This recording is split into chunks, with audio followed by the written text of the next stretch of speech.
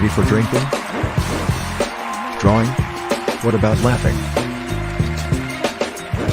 Well, hold on to your donkeys. It's season 3 of the ComX Friday Night Drink and Draw. With your hosts Sizzle and Spedsy, plus Quick Nick, our esteemed regulars, and Australia's best looking creators. Many of whom have books for sale at comx.shop. Now, let's get stanky. Welcome to episode 90 of ComX's Friday Night Drink and Draw. Tonight's theme is pro wrestling. Everyone here is the special guest tonight. And and this was all organized by the missing man. Where is he? Where is Friday! Drink and Draw has come back to Friday nights. Woo! Rob's face is scaring me. Welcome back to the show, peeps. We're shaking off the ring rust tonight because it's been a while. So we don't know what we're doing, but we're here thanks to ComX and the man they call Sizzle. How you going, my dog? I'm going well, thank you. Now, to beat the man, you got to be the man, or be the man to beat the man. Someone's beating men, and I think it's quick. Hey, stop beating I didn't beat the man. I promise. Oh, that brought the show. I mean, how did it go? Did you at least get a few licks in? He lost. And why were you licking them? Speaking of, I don't know. There's a frog in the house. Slim Shady, Dr. Dre's son. Shaden Jew, welcome to the show. Good to have you back. Thanks. It's good to be back. Thanks for having me. I'm super excited for tonight's theme. Yeah. So, get it. Now, Alex. Yes. Oh, you didn't know? No, I didn't know. What's going on? Why did you keep me up to date, Rob? What's with it? Just get me all ill-prepared for the show. Well, speaking of ill-prepared, so, yes. As I say, I've forgotten how this thing goes, so I'm going to fill that void with just being absolutely obnoxious with loud catchphrases and whatnot. But I don't have a catchphrase. I've missed you. It's good to be back with you. I know. I miss you too. And thank you for keeping me up to date on how Nick really feels about me. So that was great. We all like tensions. At least Nick's up. At least, so it looks like I've got an enemy in both Nicks now. Yeah. Yes. They're like the Mario Brothers when all Nicks unite. I know. Are they gonna like tag team? Like Eventually. So I need somebody. I need a tag bro as well. Okay, well, Shady can be my tag bro. Well, don't. No, she's like, no, she's going away. Fine, Dave. Don't shoot the shot so early. Like, you got to build it up with like a classic wrestling trope is the mystery partner. So we know who you're up against, the two Nicks, and so the show tonight, your arc is to find your mystery partner, and then at the end, Shaden's music hits and Shaden comes walking. Okay, for this to work, Shaden hasn't been on the screen the whole time, but we'll workshop it after the show. We'll have it ready for next week. After the show, I don't know. I'm gonna go outside. I gotta find somebody in Parramatta. Hey, do you want to be on this internet show? I'm famous. Now, a man who's never shy of a. Is there a question he's not said? Oh hell yeah! To it's Stone Cold Nick May. Welcome to the show. Oh, thanks. Great to be here. And you got a friend in me. Nice. I had to bring some wrestling friends on the show tonight. Number one being, of course, Gorilla My Dreams' dad. It's Big Tim Styles. Welcome, sir. Hey. So when I talk nonsense tonight, I won't feel so alone. So, because here's a man who I'm sure thinks a lot of what we're going to talk about tonight is pure nonsense. It's Deadly Dave Dye. Yeah, nonsense. I was into wrestling when I was a little kid. I stopped when I was about 10. Some of it. Was that Dave? Was that like Greco-Roman wrestling? No, it was World Championship Wrestling. They used to have it on Saturday mornings just before TV ringside. And Really? Like back in the 40s? That was the 60s. 60s. The Golden Greek, Mario Milano, and Killer Carl Cox and Brute Bernard and all them. It was great. Wow. We loved it. Then I found out I was all mucking around. What? It's like Santa Claus. What? What about Santa Claus? What? Oh, sorry. I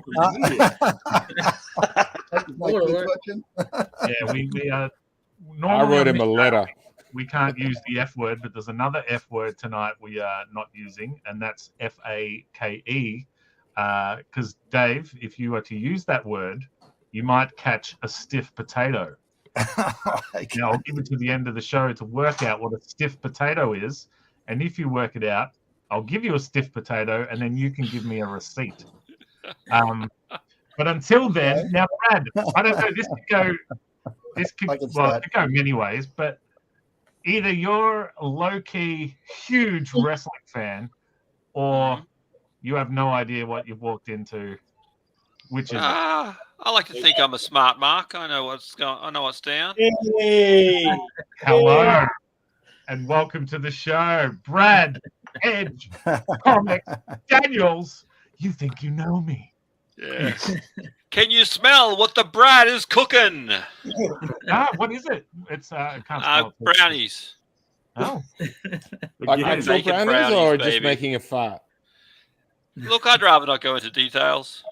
Yeah, I didn't understand the reference. I thought you literally were cooking something. So I was. Oh, rightio. Right. Yeah. Well, it's true. It's damn true. Yes. And first time on the show, stoked to have him. A man who was born to cut a promo.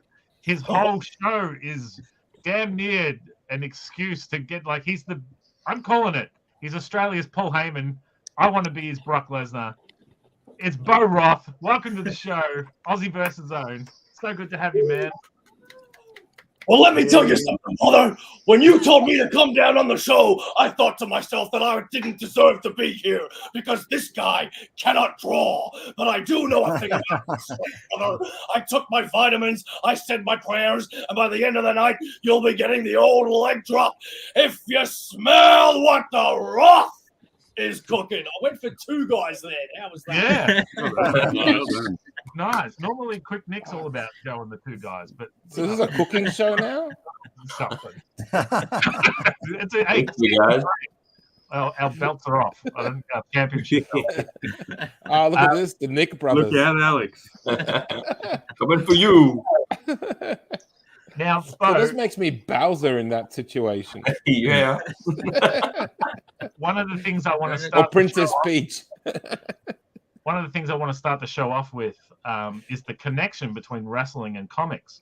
Now, I've got lots of what I think are pretty decent examples, but you just nailed like a slight one is that you said because you can't draw.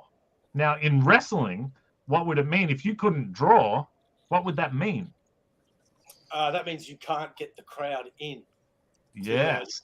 Right. However, I got to admit, I am attempting an Undertaker head as we speak. Ooh. So I really can't draw, but I'm not embarrassed. I don't care. I'm going to show you anyway. Nice. Awesome. I'm with you, Bo. Do you wrestle, Bo? Thank you. Well, do you wrestle? No, I'm not professionally or in any kind of way physically. I do wrestle. I reckon you could take on Rob. I reckon complain about you two in an octagon. Might not be wrestling, but fun to watch. Rob and I do emotionally wrestle quite a lot over actually. A couple of times.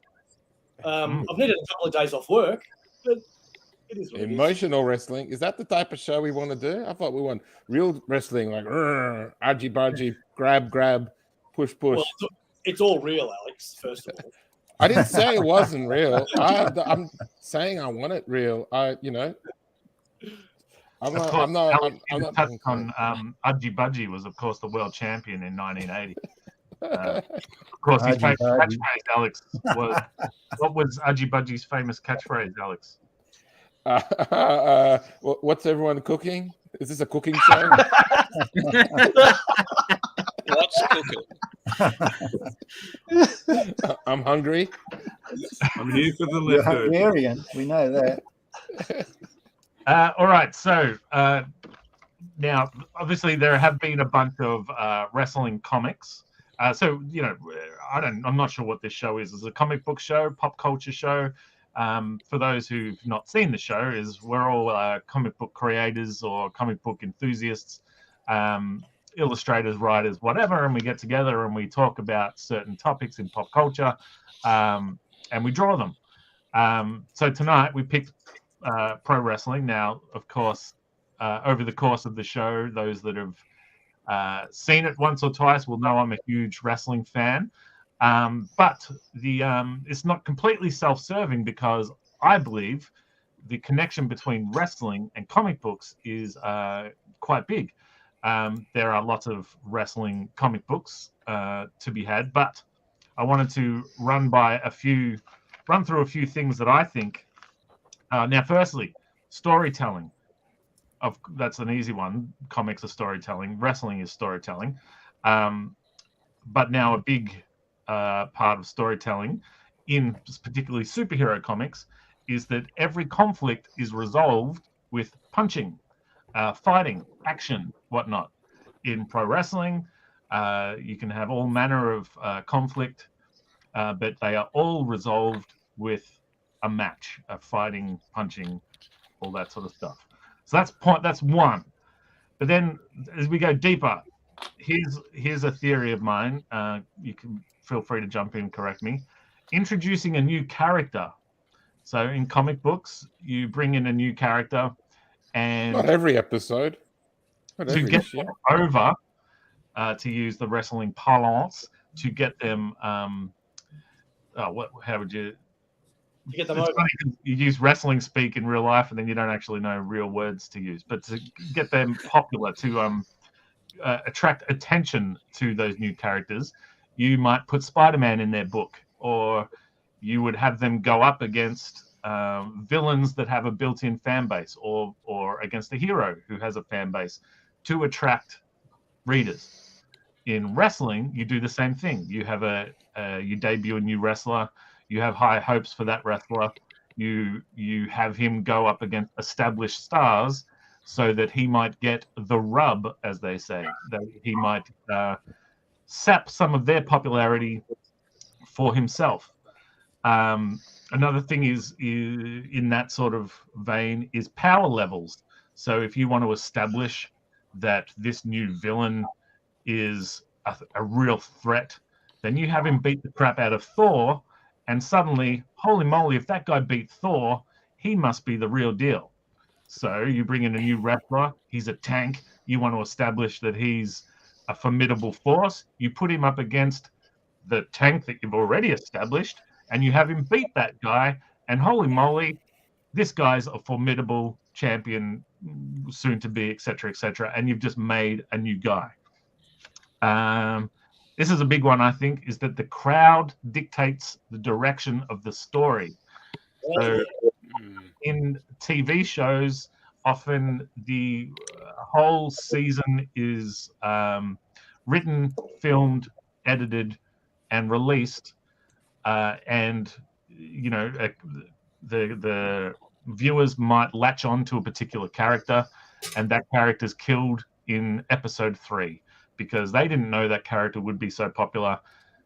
Whereas in wrestling, they might decide that, all right, this guy is a jobber, which means a guy who's going to go out there and just lose, and this guy is a soon-to-be champion, and the opposite happens. That they get in front of a crowd, the crowd boos the guy that they think is going to be the good guy champion, and they cheer for the loser, bad guy, whatever.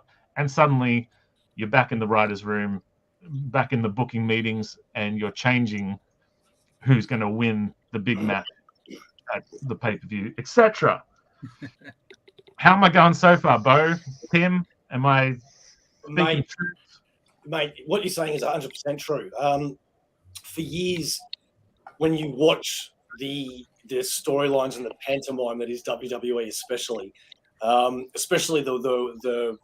the create, wash, rinse, repeat storylines that they do, which happen in comics, you can't help but see the similarities. And I think that perspective only comes from people that actually watch wrestling for a while, because you can't really have that perspective just watching a show here or there. It's like picking up a comic here or there. You know, you can't really get it. But if you do read comics for a while, you watch wrestling for a while, yeah, 100% what you're saying is true. Yeah.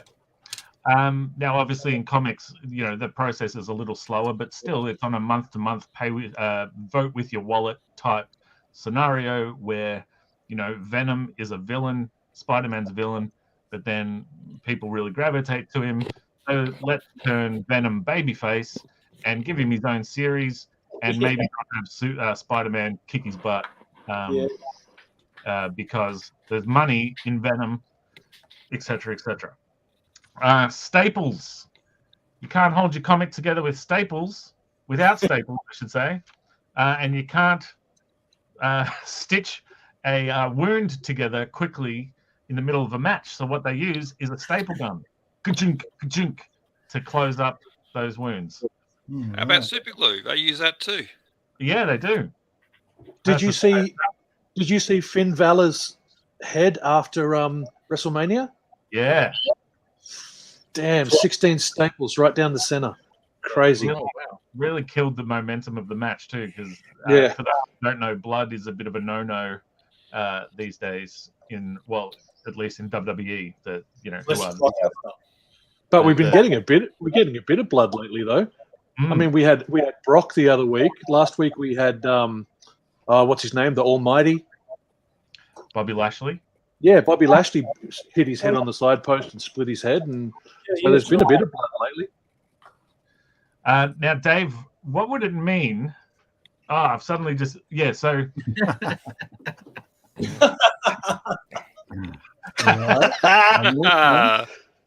Dave, when it comes to blood, is that blood or just pumpkin meat? What happened to John Lennon? I like that. Somebody threw a pumpkin at his face.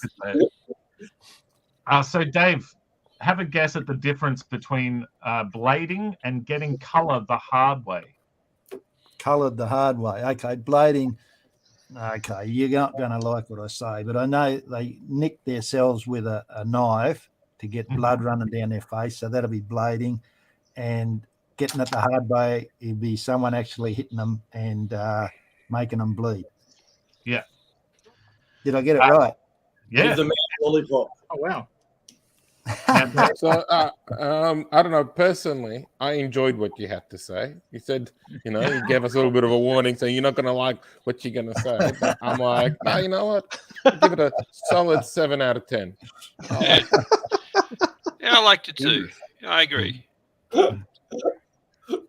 And then my final, obviously colorful characters, bit larger than life characters, colorful outfits, all that sort of stuff. But my final sort of comics to wrestling connection is the building of teams or factions. In wrestling, it's very similar to, obviously it's, a bit more fantastical in comics, but in, an Avengers team, you have the smart sort of architect guy, you have the leader, you have the muscle, etc. In wrestling, it's the same. You have the charismatic leader, you have the unpredictable Wolverine type character, you have the muscle character who you might call an enforcer or a what do they call it with the heater, who's on the outside. Did you say that every comic character has a comic group has an intelligent architect type character? Yeah, well, don't you start sassing, mate. Don't start with the sass. I guess a planner type, like the guy who plans it. As soon as I said architect, I was like, That doesn't really work. That sounds like a. All right, now to beat Magneto, let's sit down and draw up some blueprints. Exactly. Is there like an engineer as well involved? Like, there you go.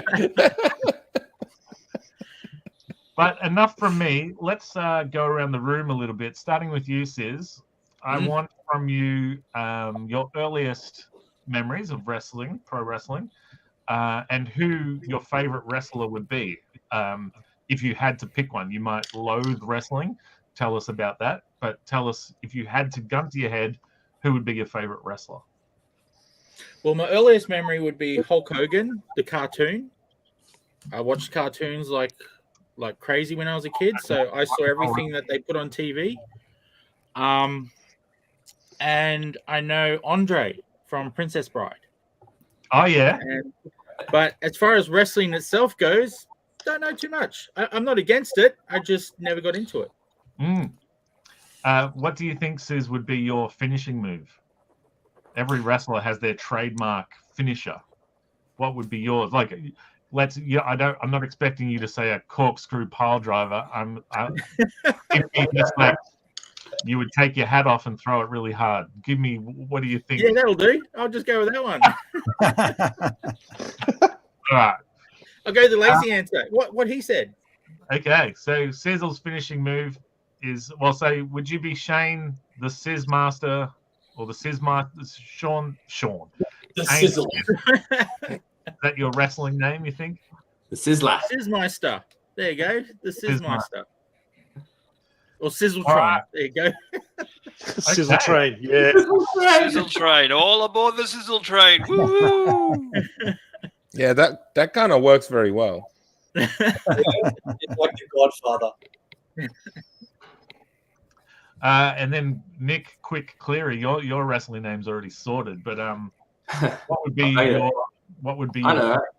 I reckon once they're down and on the ground or pinned, I get my pen out and just scribble on their face and shit like that. That'd be my little way. Oh yeah. Sign off.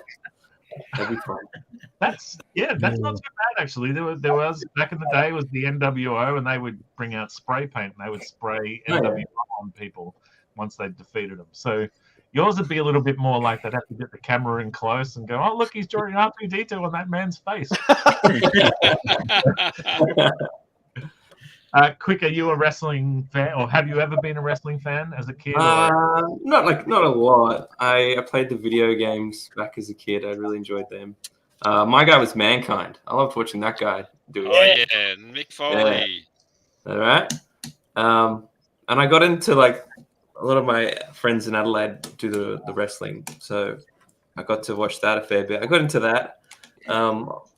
We were watching Riot City wrestling, and I got to see Rhea Ripley before she was a super mega star. So that's cool. And watching her wrestle, like everyone in the room knew, like she's special. There's something different here, and we'll all say that now, but we were saying it then. I promise. Yeah, I mean, she's arguably the big, like the second or third biggest name in the company right now in WWE. She has exploded in the last couple of months in particular. Which is so funny because when she debuted at the women's tournament, the championship, she didn't win it, and I was pretty surprised back then. Yeah, we were all following it too. Yeah, she's made good. Quick, what would be after you've you've just beaten them 1, 2, 3 in the middle of the ring? You've just drawn R2-D2 on their forehead. Yeah. You then grab the microphone, and of course, as you've been known to say,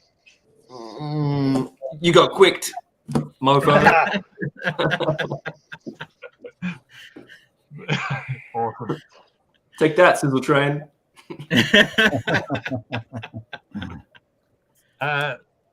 It's not easy being green. I'm trying to think what. It's not easy being green. Oh, yeah, look at that guy. He's eating his vitamins. Nice. That's so good. Shane, are you a big wrestling R2-D2 person? Or? No, not particularly. However, a few years ago, I did date someone who was massively into wrestling.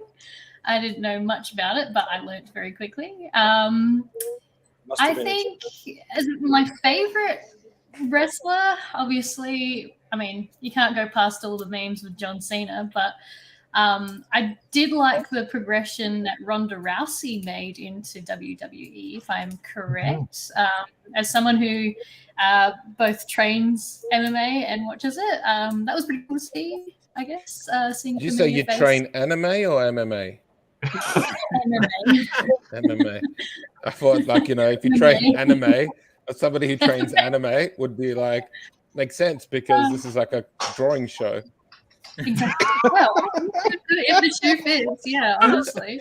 I train anime, yeah, that's definitely, yeah, I like that. I'm going to keep that. But yeah, no, I definitely, admire Ronda Rousey for what she did. I think that was pretty cool to see. Yeah, I think if I were to pick a name, Rob, I'd probably go with Shady Lady. Hey. Nice. Isn't that like a Eurythmics song or something? I don't know, is Not it? Eurythmics, some 80s things, some band similar with like a lot of electronic keyboards. My mom is a big fan of Eurythmics, so I'll have to ask her if that's actually a song. But Somebody sang Shady Lady. I think there's an 80s song called Shady Lady. Dave, can you help me out here? Nick? If there is a song, that would be my favorite song. Yeah, no, I can't help you, mate. I complimented you. Bet you did. It would definitely be my entrance song, that's for sure. So, what would Shady Lady's finishing move be? well, you know, just to mix it up a bit, I definitely would wear roller skates. So I don't know, maybe like a nice little pirouette or something like that. I don't know. Yeah. Now, obviously, you wouldn't be able to wear those in the ring, but you could skate down to the ring as part of your entrance. Yeah, I get it. You wouldn't let me wear skates. Nah, as they're raising, well, it depends if it was like a no disqualification type match. But if you wore them as part of your entrance and then you won the match, you know, your celebration, you could chuck your skates over your shoulder. And then they clamber to their feet, then you pirouette on their ass, as it was. Yeah, I'm gonna make a pitch for you, Sheldon, for your finishing move. It's called the Starlight Express, and you just get on there and like spin on their face, pirouette. I mean, that could work too. There was a low key pitch in there too of changing your name to Sheldon. Go Sheldon! Made him Sheldon Jews. Like Well, I guess that's what I'm doing now.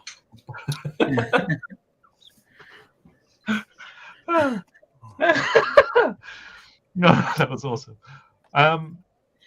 Alex. Yeah, what? Just go, man. You don't even need a prompt.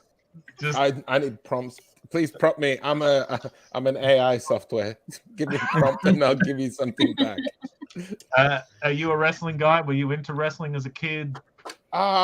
Mixed. I watched it like as an adult, because like I used to work at a graveyard shift, and then back in the late 90s, at 11 o'clock, Channel 9 had 11 p.m. had WCW, and I was watching it. Graveyards at Channel 9. Sorry.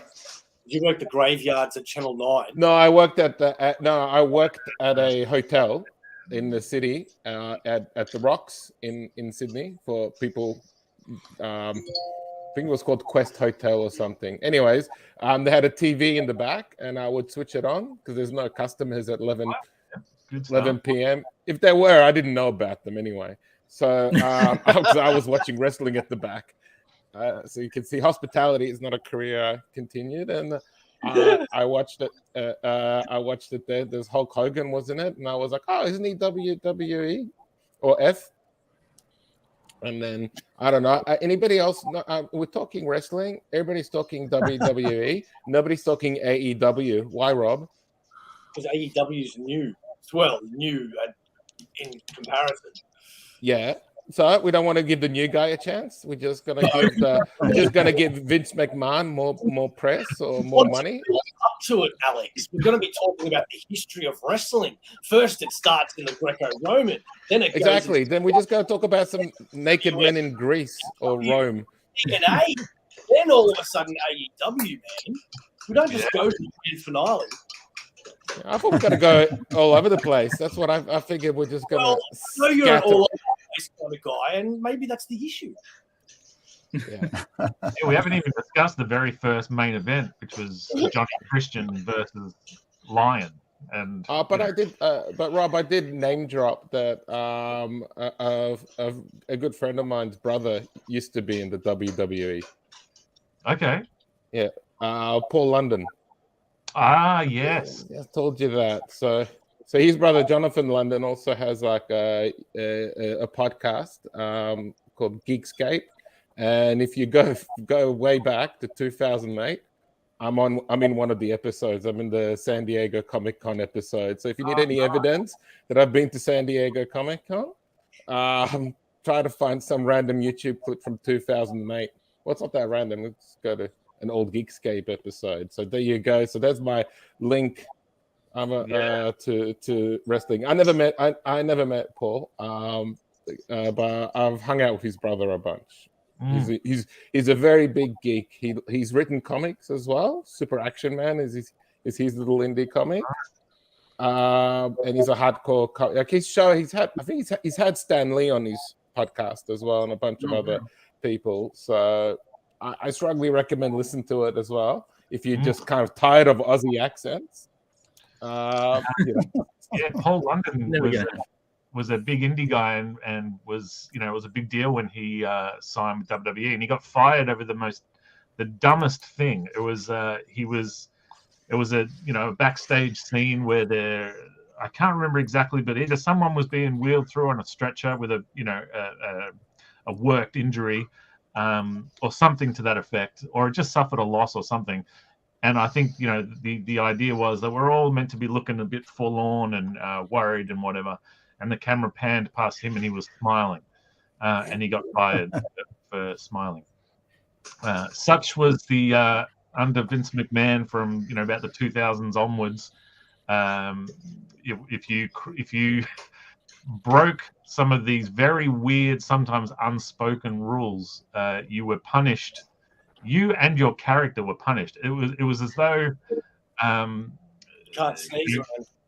it was as though Chris Evans on the set of Avengers farted while walking past Joss Whedon, and then so Joss Whedon wrote in, all right, Captain America now gets his ass kicked in the third act. Didn't Joss Whedon get fired anyway? Yeah, as soon as I brought his name in, I was like, God, whatever. He got fired for being farted on, from my understanding. Somebody farted on him and they're like, you stink, you're fired. The real life people would make a mistake and the on-screen character was punished for it. Very, very strange. Right. Yeah. So. All right. Right. Sorry? Nothing. I don't know. Did you want my wrestling move? Yeah. What's your finishing move? Yeah. Well, I had to steal it from my TikTok character. So basically, I just eat strawberries, fart in my hand, and then cup on somebody's face. Okay. That is horrible. Yeah. And what would your wrestling name be? Well, if I'm gonna go full TikTok, I'll just call myself Ichigo and just dress up in Japanese schoolgirl uniforms. Well, you've actually got a name that lends itself, like you just told yourself, the Major, and plus they can't really copyright your name. So when you leave one of the big companies, you can retain the rights to your name. So yeah, so I'll just give you. I'll just do my my Hungarian name in English, just Major Shandor. People be like, "Oh, Shandor, Major Shandor." Yeah, but that's Alex in Hungarian. so that's pretty boring. But I'll still fart in my hand and then cup on somebody's face. Moving on. Yeah. Nicholas Mayfield. Now that's a name that lends itself to a wrestling pseudonym, if ever I heard one. Yes. Are you a wrestling guy, Nick? No. Back in back in the 80s, I think, before WWF really took off, on Saturdays on Channel 9, there was the Wide World of Sport, and they would have, they would cut to wrestling, and that's where we got introduced to Sergeant Slaughter and the Iron Sheik and Nikolai Volkov, and those sorts of guys. And then you guys can remind me when WrestleMania 1 was, but you probably, none of you were alive except for me and Dave and maybe Brad. Brad's younger than he seems. But Thank you very much. Is that the one where they're fighting in North Korea? I don't know what the hell you're talking about, mate. There's one where they went wrestling in You're North talking Korea. about the Korean War. That was like in the 50s. Is that what you're talking about? No, there was one. Was it Mr. Millionaire, whatever? He went wrestling in North Korea from some Japanese dude. I think you're thinking about Dennis Rodman. No. This was like in 1990. This is like before Kim Jong Un era wrestling. I think you're referring to, who of course is everyone has a price, but not Alex. I guess. I have a price, pretty low. About $5 for a punnet of strawberries. I just want to find out about the Kim Jong Un era of wrestling. You know what? It's not Kim Jong Un. It's Kim Jong Il. It's his dad. It's not the current dictator. It's the one that's before. my mistake. Sorry. No, I just can't get people's names right tonight. Come on, Brad. That's Daniels you're talking to. Yeah, Nick. Sorry, you were. The train went off the tracks. Let's get it back on. Yeah. So sorry.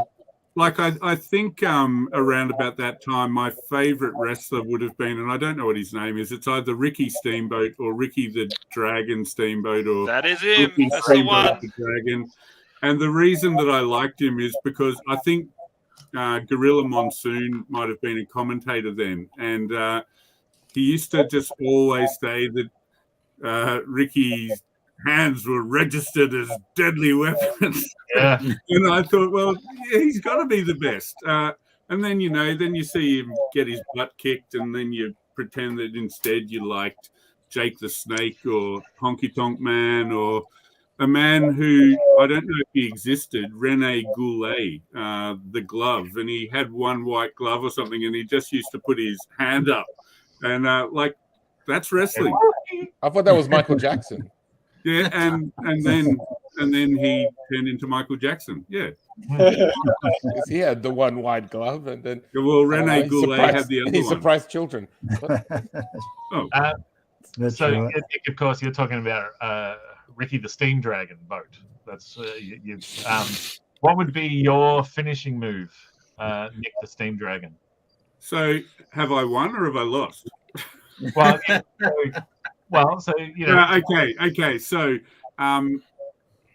King Kong Bundy obviously has inspired a lot about me.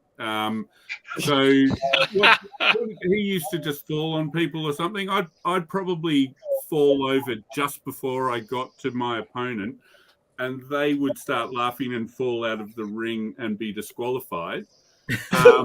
Then my finishing move would be that my partner would give me a massive hamburger and I would eat it over the ring, so all of the beetroot and stuff was just dripping on my defeated opponent. So the partner's still Nick. It would be called the burger with the lot. The awkward bit, of course, would be so that hamburger's been sitting backstage for hours, but the person on the ground has to pretend as though hot fat is dripping off. So they're trying to sell so much hot fat oil, when really it's a. That ironically would probably be my wrestling name as well.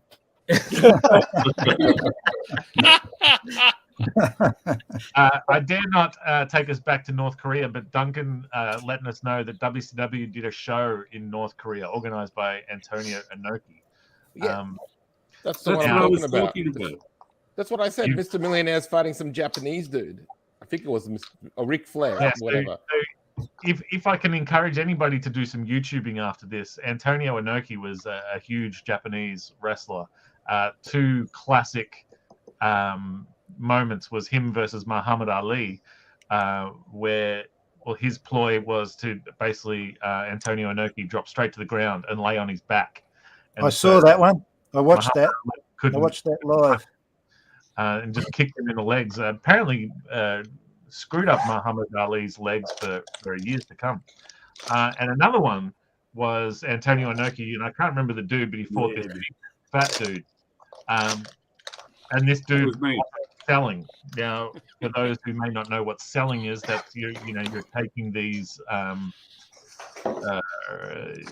working punches, and you have to make it look like they really hurt. And so this guy wasn't doing that. And yet when he hit Antonio Inoki, he hit him for real and over and over and over. Now, Dave, what he was giving Antonio Inoki were some stiff shots or some potatoes. And so what Antonio Inoki did was he gave him a receipt, lots of receipts. Now, that means, well, you're going to shoot on me, brother, then I'm going to shoot on you. And if you look at these two guys, Antonio Inoki is easily a legit fighter when he wants to be, and absolutely destroyed this dude. One guy who is undestroyable. It's been a long time coming. Big Tim Styles. His wrestling name is already written. My daughter and I, we watched the wrestling together, right? And so we actually came up with a couple of if we're ever tag team champions, right? So my youngest daughter's wrestling name is For Real with a 4 at the front, right? And my wrestling name is Lunch Meat. For a second, I thought me For Real like the Vietnamese soup. And lunch meat, you could be like, you've just been processed, something like. So now we know what's cooking. We hadn't. Yeah, the lunch meat, exactly. Lunch meat. Yeah, we hadn't thought as far as finishing moves and whatnot, but yeah. Tell us, Tim, what you love about pro wrestling. Oh, look, I think growing up in the 80s, before we had 4 superhero movies to come out a year and 8 ongoing superhero TV shows, I was a little superhero nerd, and the wrestling is where I'd get my live action superhero fix, because you had these characters that are larger than life. You had your good guys, you had your bad guys. They're in bright superhero costumes. They're flying through the air and crashing into each other, so it was really earlier you were talking about the connection between wrestling and superheroes, and to me as a kid growing up, that's what I really loved about it. It was live action superheroes, and then again with all the heel turns and with everything that goes on with the story of it, it was like live action comic books. I kind of fell out of it for a while through my teens, jumped back in the Attitude Era.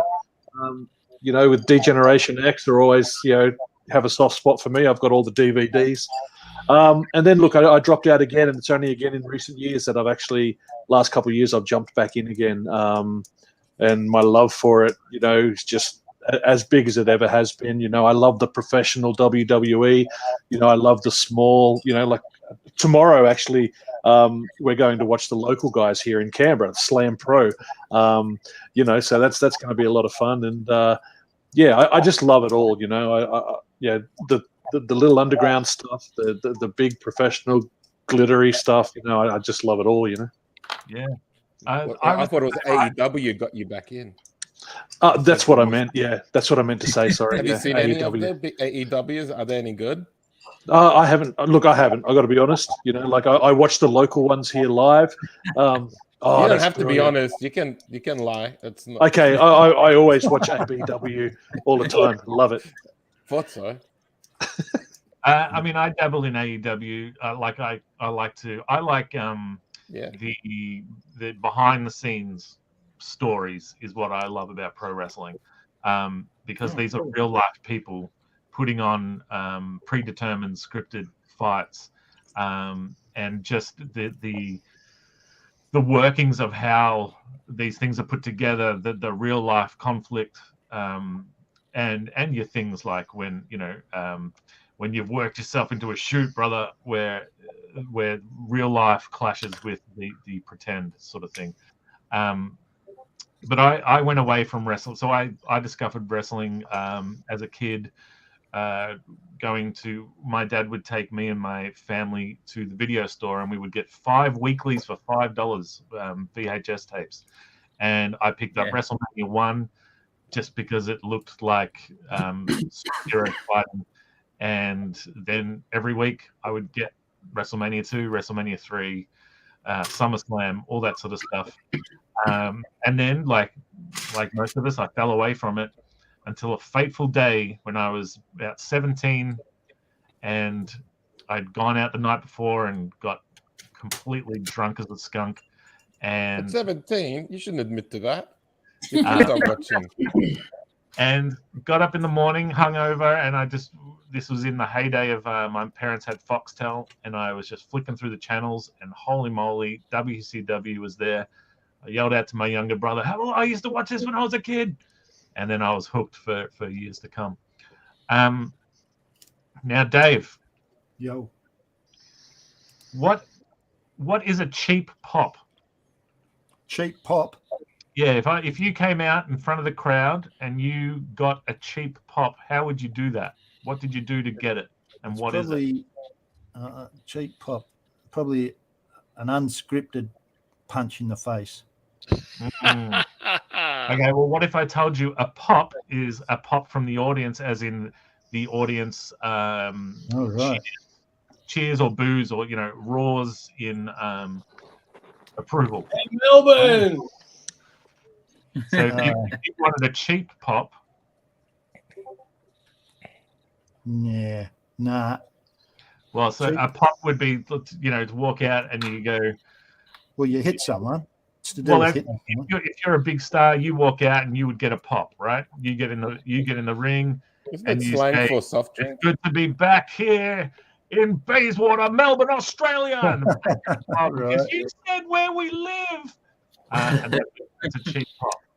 So if ever if you're losing the crowd, then tell them how good the local sports team is, or tell them how much the local sport team sucks, and you will get the response you are looking for, but in a cheap way. I see. Would that be some cheap heat, would it? Yeah, Bradnules. So, Dave, tell us about your, what you know, don't know, love, don't love. What do you know about pro wrestling?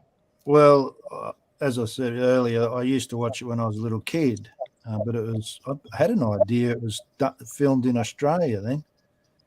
Somewhere. There was a big Australian league back in the day, yeah.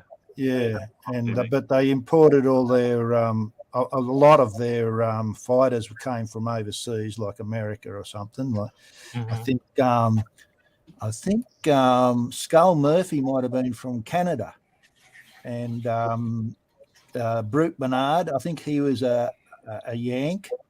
And there was a Chief Billy Whitefoot or something. I can't remember. A lot of them came from America. There was a German. What was his name? I can't remember now. But anyway, a lot of them came from overseas. But we had locals. What was the name of the Australian? Miller, I think. Kennedy Miller. Was it? Kennedy Miller. No. Went on to direct Mad Max. No, that wasn't him. Anyway, so we used to watch it, and we were crazy about it as kids, and we'd go out and pretend at lunchtime we'd be fighting in the playground, thinking, okay, you're Killer Carl Cox and I'm Brute Bernard, and let's go the tag team. So yeah, we used to. You'd be pretty crazy that we used to want to watch the midgets, but the midgets, they never had them on TV. You'd only hear about them advertising them, and we could never watch them. But they were the ones we wanted to watch more than anyone, was the little midgets. Is that politically correct in today's day and age, to wanting to do that? It isn't, but I'm just letting it go past without bringing attention to it. But they probably don't even have it anymore, do they? Well, they have that Khabib thing, don't they? They have those little Armenian people. I don't know. Sounds problematic. Moving on. Next. Well, they used to have them all fighting each other. You know, they'd be doing tag team with about 12 of them in the ring, I think. Yeah. Rob's very uncomfortable. We just talk about luchadors. Is that okay? Talk about what? Sure. Luchadors, the Mexican wrestlers. Yeah. Oh, I don't know them. They're cool. They got cool masks. I reckon. Anyways, I talk too much. No, it's cool. No. I just wanted to wrap something past Dave. Duncan's thrown a challenge out, Dave. Oh, Now, yeah. you can pull this apart as much as you like, and Yep. we can work on it. So the sentence he wants you to decipher. This jobber was a mark and tried to shoot, so I gave him color hard way with a potato and called an audible on the finish. What What language do you are we speaking? Is that Hungarian? No, it's not. Well, I so can let's tell start you. with jobber, Dave. What do you think a jobber might be? Jobber would be like he's just part time, or he's just doing it for a quick buck or something. Yeah, well, so what it means is like, so a guy that comes in to do the job, and the job in wrestling is to lay down and get pinned 1, 2, 3. So if you're a jobber, you might be a jabroni, which is a way of saying you're low on the card, sort of a talent, and your job is to lay down for the bigger guys. For the star. Right. Now, if the jobber was a mark, what do you think a mark would be? Jobber. Target. Yes, very so. So wrestling, pro wrestling started in carnivals where you would have, 2 larger than life boxers beat the crap out of each other, and they would draw huge numbers. They would sell lots of tickets, but then promoters would be like, well, I want to put the show on again tomorrow night, but my boxers, my fighters beat the crap out of each other, and so I can't put on another fight until they heal up. So what they would do is they would predetermine the finishes. They would throw worked punches. They would put on pretend fights, for lack of a better. And that's what are you saying? Yeah, I thought that's not the case. What's going on here, Rob? So the mark would be the audience, would be the people in the audience who were fooled into believing that it was real. That right. So you were the mark, like Mark is so. almost. Everyone under the age of 10. So did Rob just do the equivalent of talking about Fight Club? Now, so Dave, you might have worked out. So this jobber was a mark, and he tried to shoot. Now, what do you think that might mean? That he tried to shoot? He tried to do what he wasn't supposed to do, maybe. Yeah, it means like, so a shoot fighter is someone who fights for real. So he tried to shoot, meaning he tried to fight for real. So then the next bit, so I gave him color hard way, which you've already deciphered. So that's, I made him bleed for real.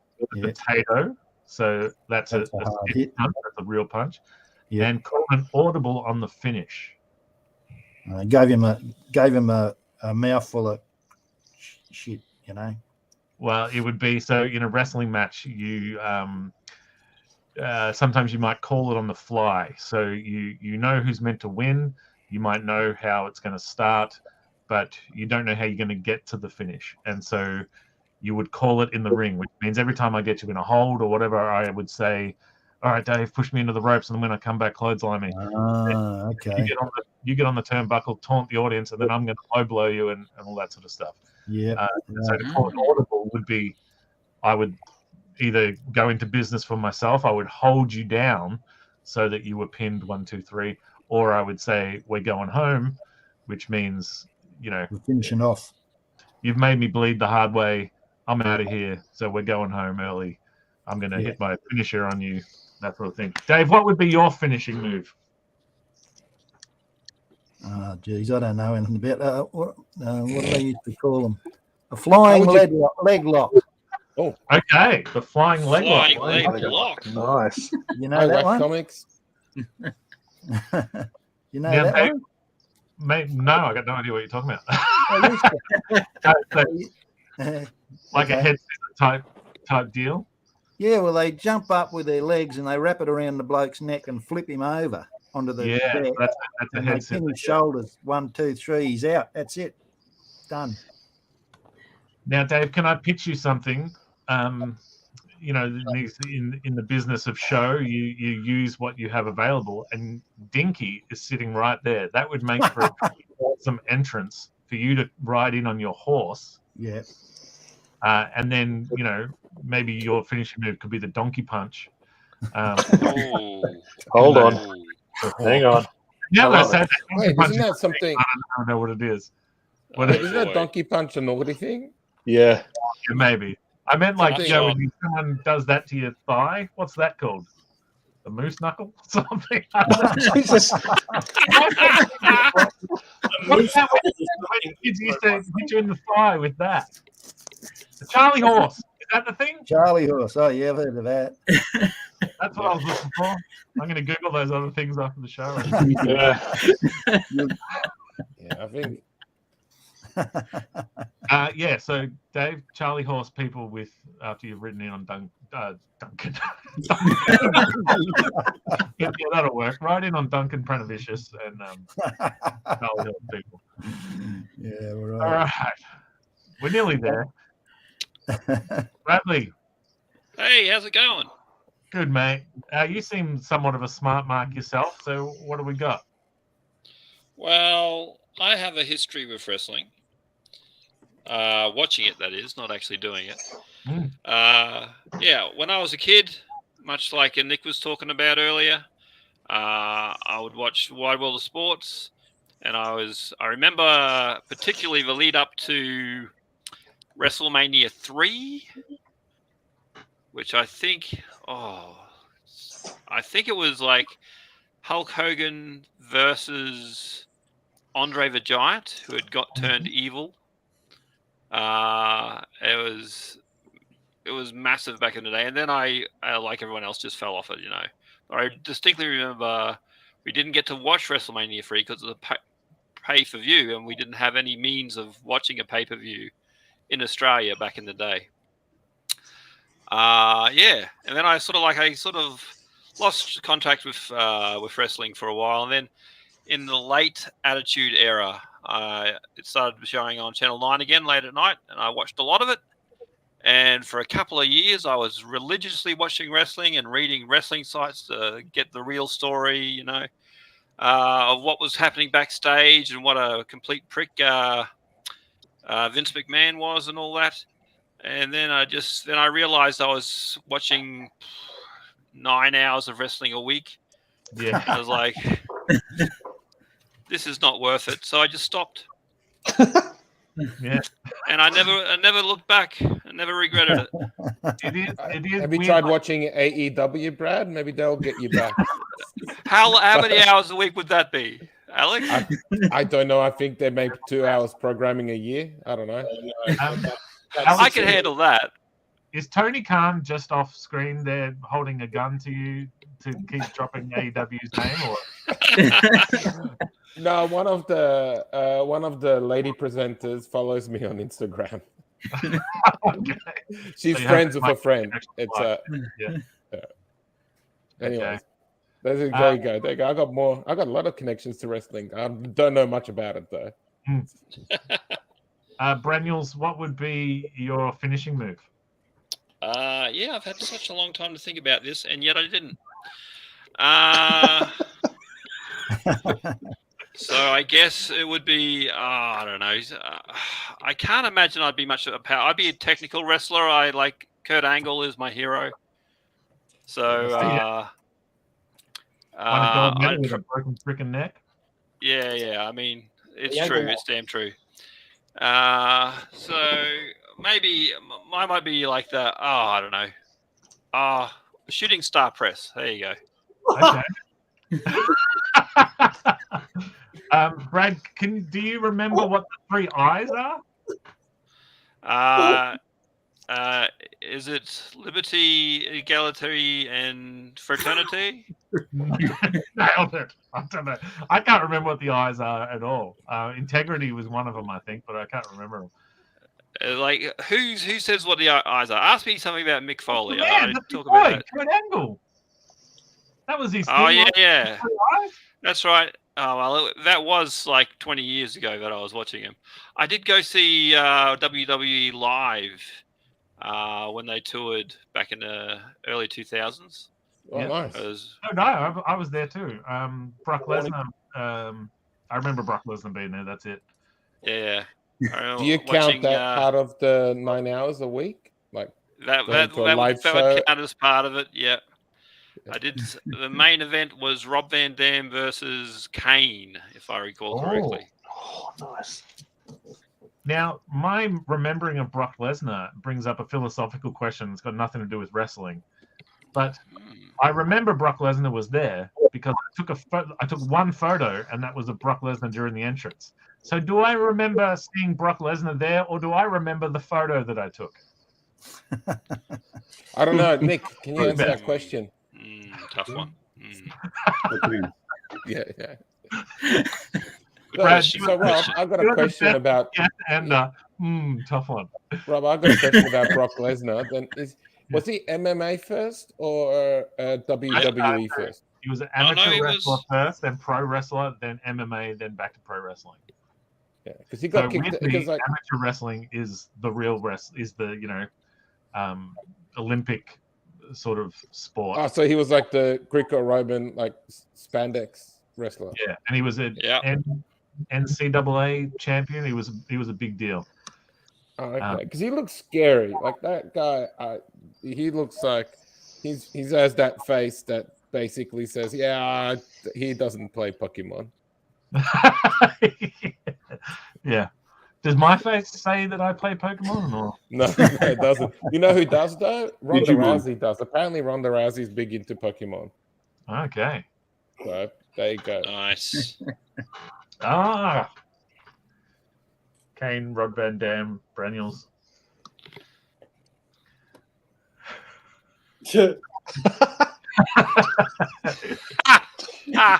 Yeah, I'm really scared now with everyone's reaction to those terms that I put something horrible onto our show.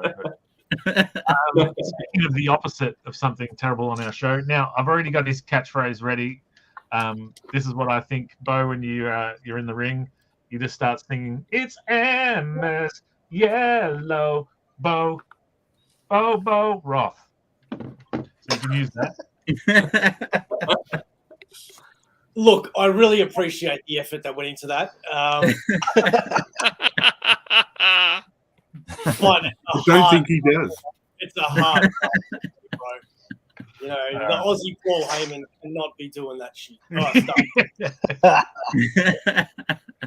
Easy dog. Bo, take us back to the beginning. Where does your love of pro wrestling come from, and what do you love about it? So I was watching. Sorry, no, I tell a lie. My brother and my father were watching wrestling when I was about 5, 6, around there. They were watching WrestleMania 1, and I didn't like it. I just couldn't get into it. I was too young, and I was too busy watching shows like Sesame Street still. And whenever I would go to my dad's house, and we had a similar story to you, Spedsy, where we'd go to the video shop and be able to rent and find movies. My brother and I would always argue because he would always win and get the wrestling pay-per-views, and I wanted my fantasy kid crap stuff, that I still watch today. And it wasn't until about WrestleMania 6 when Hulk Hogan fought Ultimate Warrior. Yeah. That just changed me, man, because I couldn't help but really, really like Hulk Hogan, even though I'd sort of watch it in the background. And then when Ultimate Warrior came on, he just captivated me. And when Hulk Hogan fought Ultimate Warrior, it was the first time in history that it was a good guy versus a good guy, belt versus belt. It was incredible. It was a really bad match in hindsight. But at the time, it was really, really cool. And ever since then, man, I've watched it the rest of my life. I dropped off for maybe a couple of years when I was in high school. And then when we got Foxtel and I saw Goldberg for the first time, and he was just this unstoppable monster. And I was a young Jewish kid, and we didn't have any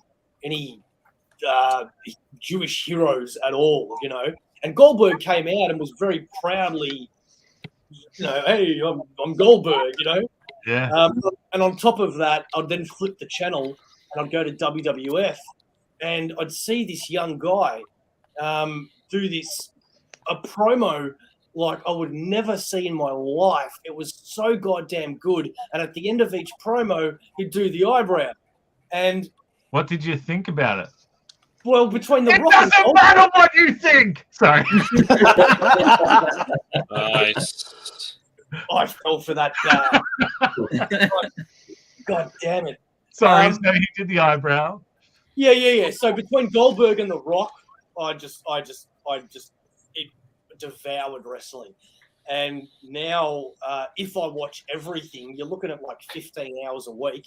And that's not including the YouTube shows about all the stuff that's happening behind the scenes. Oh, Brad, your 9 hours is nothing, mate. This guy watches 15 hours a week. And then there's the pay-per-view as well. It's insane. So one good thing that I like about WWE being kind of crap most of the time is that when you watch it your whole life, you just know what's going to happen all the time. So you can really fast forward quite a lot. Yeah. And man, like I remember you were talking about the tour in Australia. I paid for WWE Access, which was this little events that they would do leading up to the pay-per-view where the wrestlers were on a rotating roster, and you would go into the exhibition center or wherever it was held, and you get to meet the wrestlers and buy merch and all this sort of stuff, and you get to interact with them. And it was the wrestling game was brand new, and Randy Orton was sitting there playing a game, and you got to play with him. And I remember playing Randy Orton, and I beat him, and he looked at me like he was about to beat the crap out of me. So I quickly moved on into the line of the next thing, and the next thing was Batista was in a cage, and the competition was you had to make him laugh, and if you did, you won like a wrestling souvenir or something. And man, I got in there because my surname is the Roth. This is Roth, sorry. And I went in there and I did my best Rock impersonation at the end, changing it to Roth. And I got a little smirk out of him. I didn't win anything, but you know, it was. If you got a smirk, then that counts as a laugh, because I'm watching these guys on YouTube doing dad jokes and they drink for every laugh. And if you smirk, they still have to take a shot. So if you gave him a smirk, you should have won a prize. Just saying. Well. I think he got ripped off. Yeah, Batista owes you a prize, man. Body slammed him.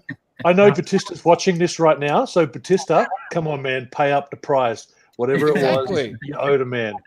Or I know Vince watching. I know Vince is watching this as well. And if Bo doesn't get his prize, it's going to be Night of Champions. It's going to be a belt on the line. All right, so that's how it has to go.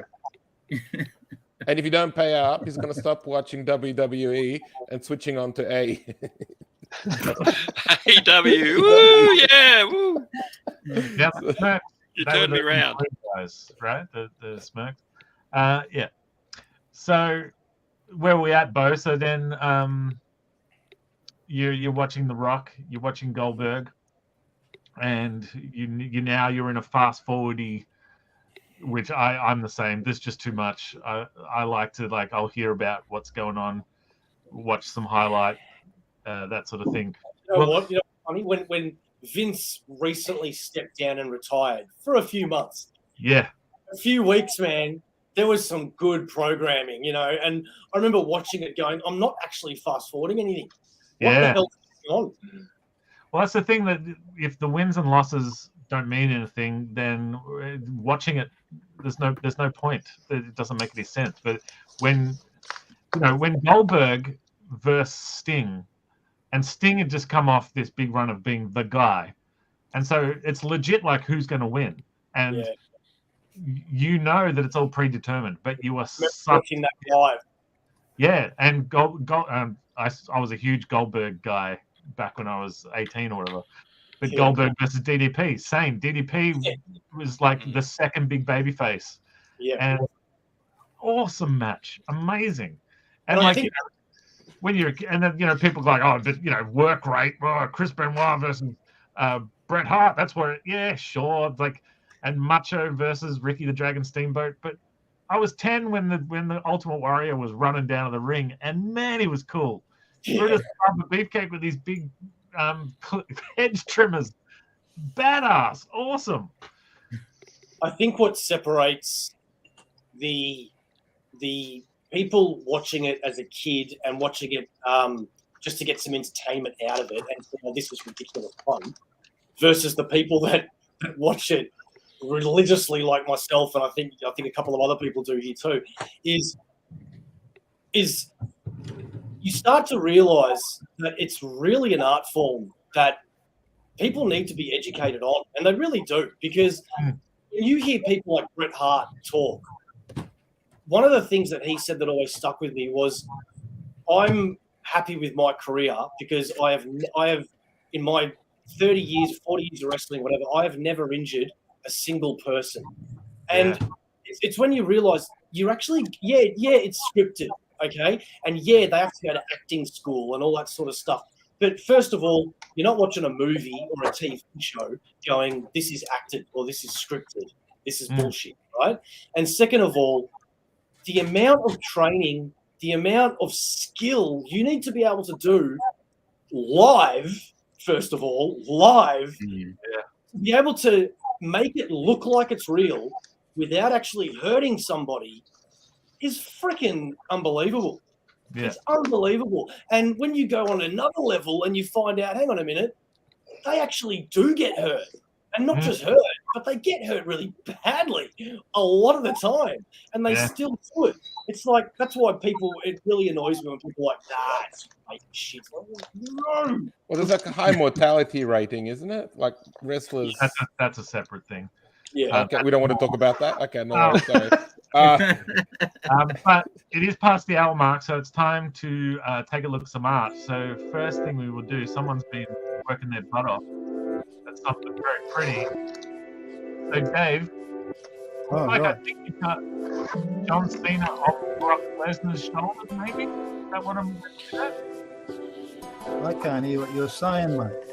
Sorry, I cranked the background music. Tell us about the reference that you've used. I think that's Brock Lesnar and John Cena. Oh, no, it might be Triple H. I don't know. It's a bit... I just grabbed a photograph off the internet. I've got to sharpen it up a bit. But no, I don't know who they are. That is gorgeous. I looked for names and I couldn't see names, so I don't know, mate. Sorry, I did try to nail it down, so because I thought someone might be interested to know, but no. I think it's Brock Lesnar because of the gloves and the move he's setting him up for the F5, and then that's Triple H, I think, based on the wrapping of the wrists.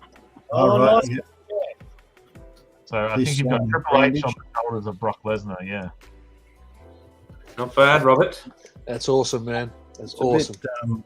Beautiful, Dave. Beautiful. Good Dave. That's very cool. Now, what Rob Liefeld is to feet, Dave, you are to crotches, apparently. You've conveniently got any sort of bulge.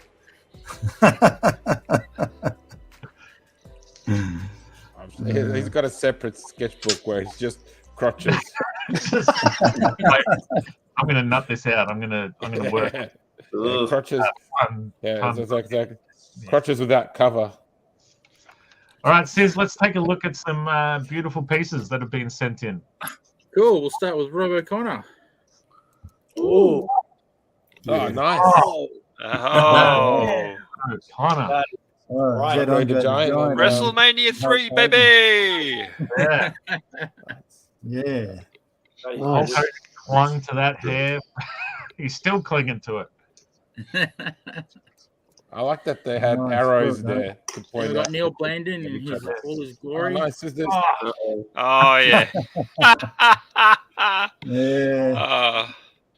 That looks like he's got a haircut. Those are some nipples. Yeah. Then we got Michael McConaughey. Yeah, it's rad. Oh, wow. Jeez. Oh, this is great. It's from Street Fighter 4, isn't it? Is it really? Oh The yeah, wrestling Rainbow character. Micah. Yeah. What's Rainbow Micah, my favorite. She's a Japanese wrestler. Who did Is that this a one? thing? Does it say cream on the thing that he's handing the lady? Yeah, it does. Well, cork. Cork. It's a cork. Cork. Put a I cork like in it how it says the nipples, but there's no nipples in the drawing. They're all covered. It was for the Blandon one. You I know. sound disappointed there, Alex. Yeah. I wanted to see Cool. that guy's nipple. when he's We've got turning Sean around. Craig up next. Bonsai is ready. Oh, Yeah. nice. Oh, Yeah. Oh yeah. wow. Nice. Winged eagle belt. Yeah. Nice. Holy sausage. What? Hey, wait, What that is looks like Sean Randy in Savvy. 2014. Sean's a low-key wrestling fan. Nice. That's great, mate. I did Well done. this for a friend, apparently. Is that Awesome. did he model The- that off you, the- Sis? Request. Bo, Tim, do you know what the Macho Man cream reference is? You know, if it was a Slim Jim, I would have gotten it. Yeah. Cream. Miss Elizabeth got creamed.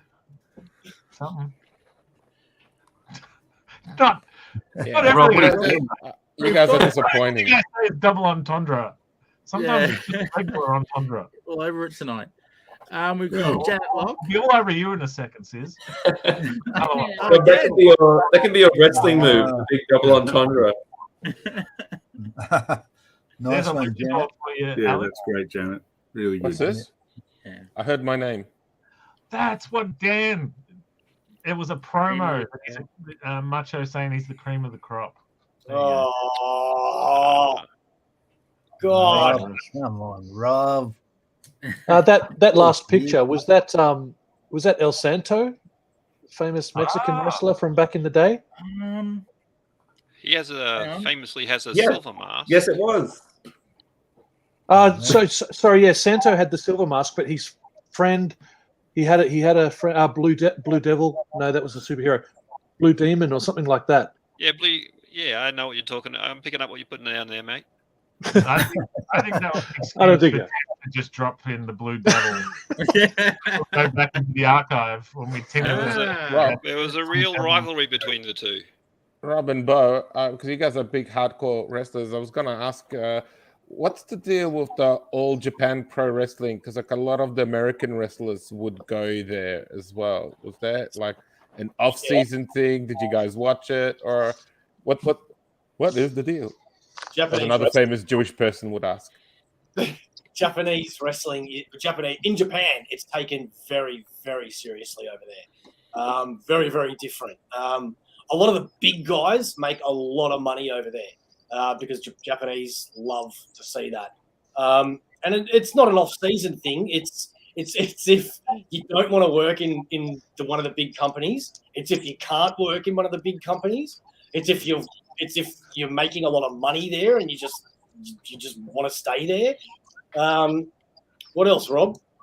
Well, yeah, there's only Famously a handful of places you can get $1 million contracts, and so if you're unhappy with your position in WWE and you think you're a bigger star than they're allowing you to be, then you leave and you go and make yourself a name elsewhere. And so you either go to AEW or Impact Wrestling is kind of a bit further down the list, and then there's big money to be made in Japan.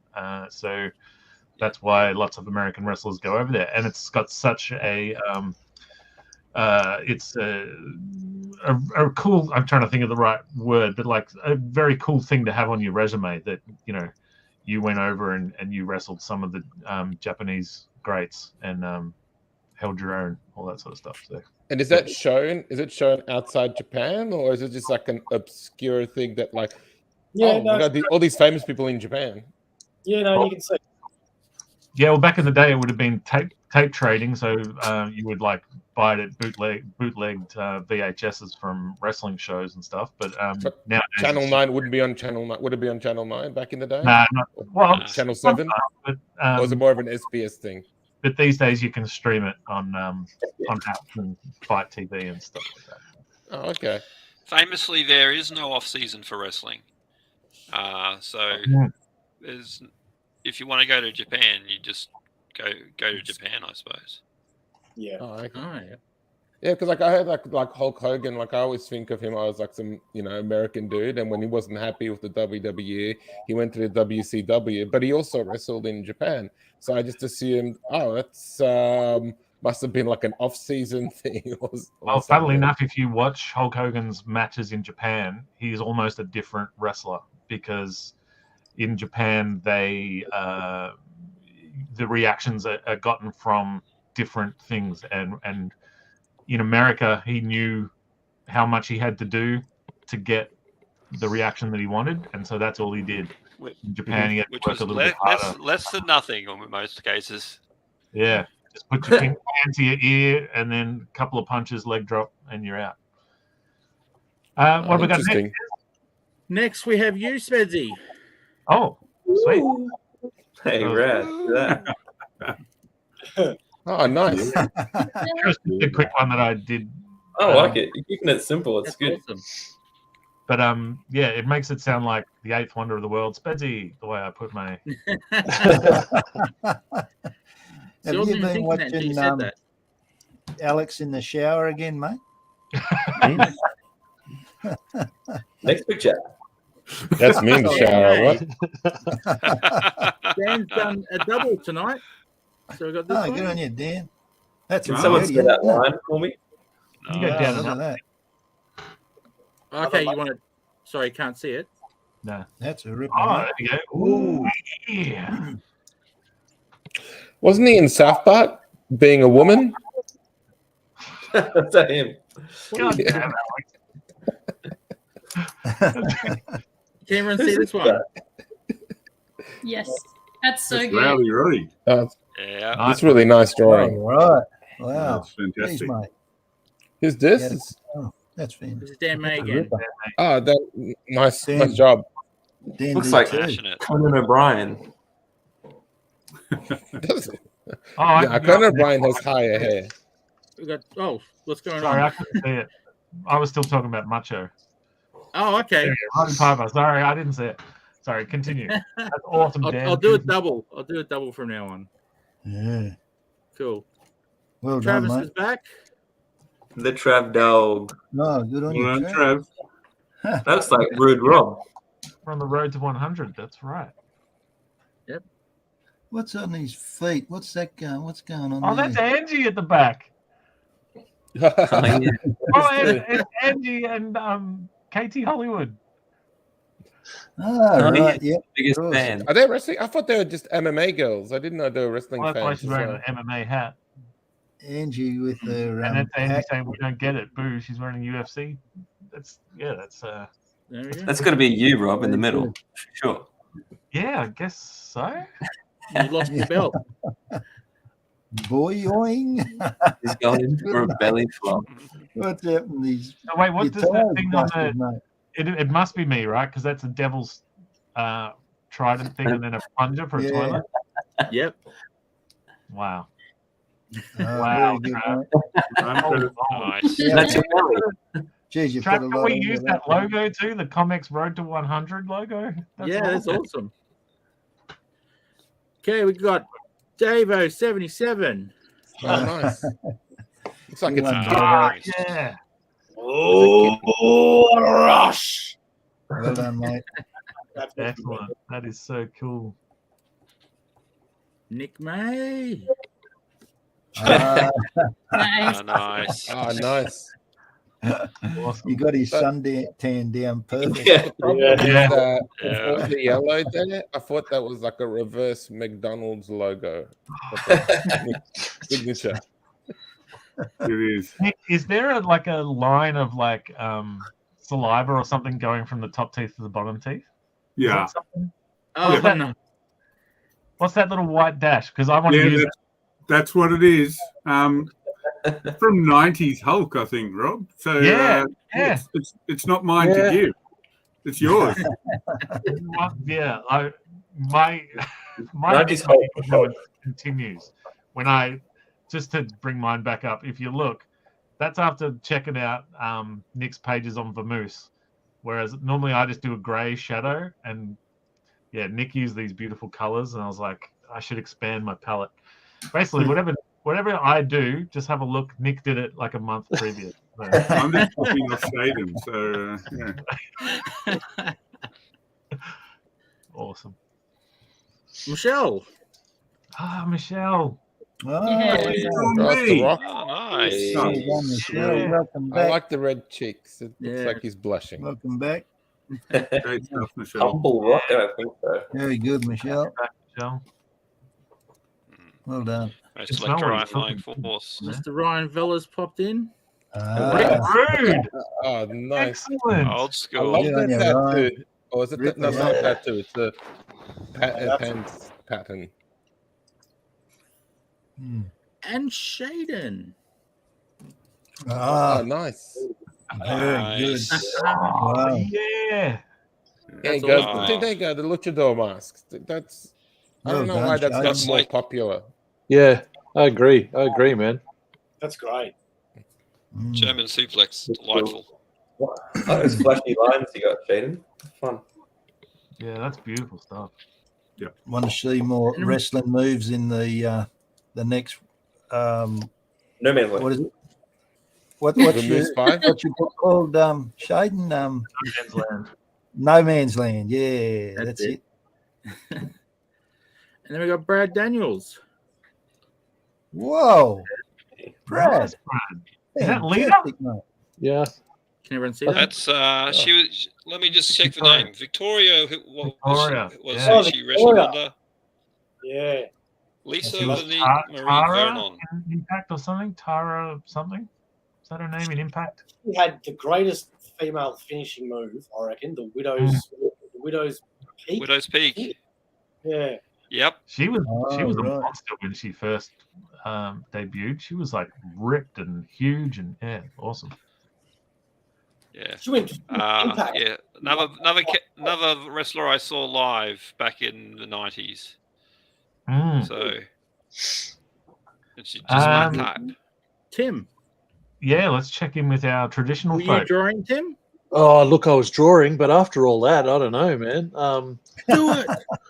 Yeah. Okay, I drew two. Oh, we got Shia LaBeouf quotes coming in.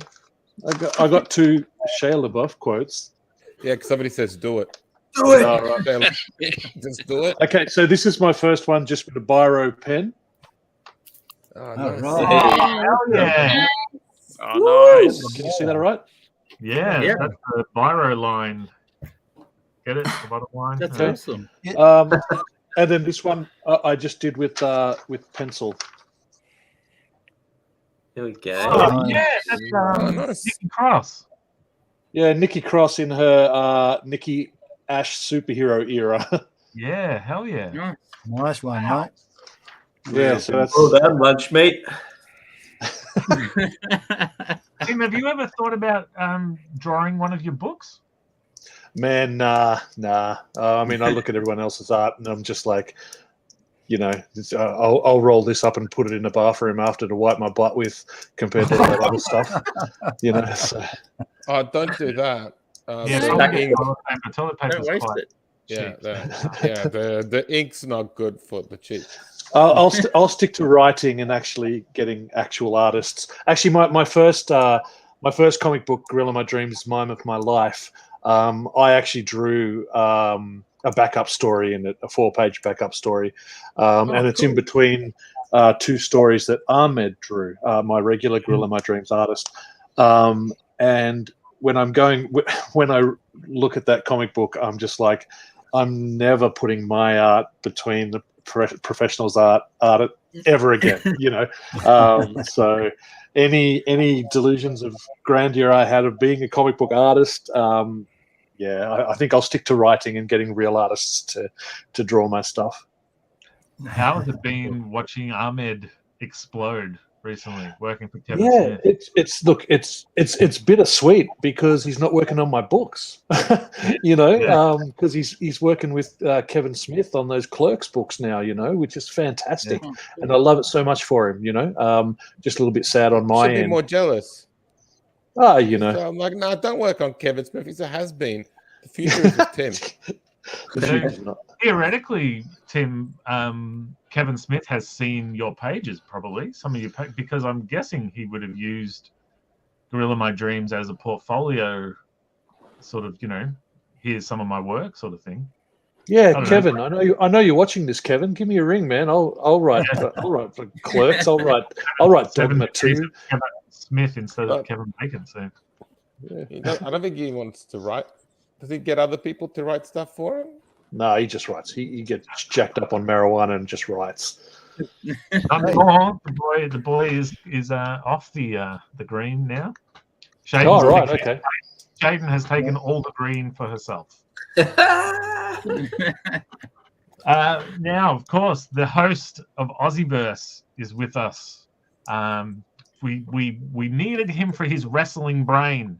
He's a self-proclaimed non-drawing person, and yet he put pencil to paper.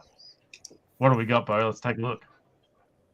So, first of all, I could only find a green pen and a blue texter.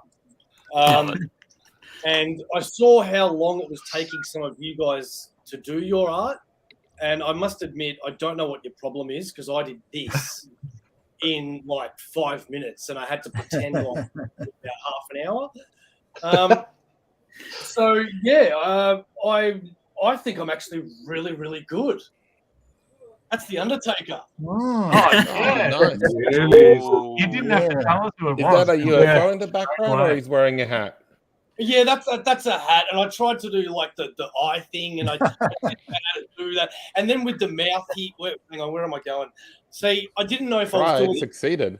I didn't know if I was doing a lip or a mouth, and I didn't know if I was going to do another one, and I just went, nah, I'm not going to try that.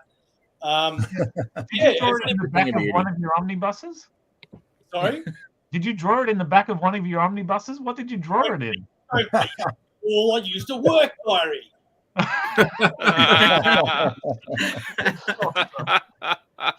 If anybody's looking to purchase this, the bids do start at $50. Which, oddly, is the price of that actual book from Reese Plumbing. So, you get the book for free, I guess, with every bow drawing purchase. All right. Well, so it's been a little while. Sorry, Sis. Yeah. No. I'm just. Yep. Keep going. No. So I was going to say, we might use our shameless self-promotion segment to do a little Kelly Clarkson action, and that's been a little bit. I've got a microphone, so I can't help myself. Since we've been gone, you know that Kelly Clarkson classic. Since we've been gone.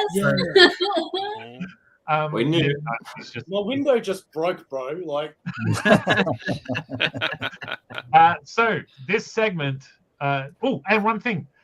While we're doing it, because we will probably take a while, because we've all been up to stuff while we've been gone. We don't have a. Do we have a thing for next week? A theme? We're still deciding. It's up in the air. Okay, so what I thought maybe, because the best time to mention it is on the show, maybe people could throw some comments to us about what they would like us to draw next week. And we'll decide before the end of the show. That way we can give people the most time to prepare. But until then, let's kick off this little thing. This poor person is looking through the newspaper for info on what projects our artists have been working on. And this lost individual is using a map to find where she can follow our artists on social media and buy their books. How about we save them the trouble and just tell them? We call this next segment Shameless Self-Promotion. I'm a little confused. Oh, Rob's gone again. Where's Rob? I wanted answers. What's this about? Are we promoting? Are we talking about where we've been? Are we doing another bit, Rob? Apparently. Well, I will just go with. Hang on, you can't see it under mine, so I don't know if we're waiting for Rob or he's doing a bit, or who can really tell. Oh, you didn't do. Did you get my GIF? Are we promoting? Yeah, we'll do that later. Alex, don't worry, I didn't forget. Oh, okay, You're looking for so I'm going to bring myself up so you can see the little link under my name. ComX.cx. Find out everything about ComX at ComX.cx. So there's my promo. You want to know .net? Creators, comic book artists, comic book illustrators. You want to know where to go to buy anything about Australian comic books, then you go to ComX. Because what's the best thing about ComX? They bring Australian creators together. And not only that, they have one flat shipping rate. You can buy one, nice. or even 10 comics. It doesn't matter.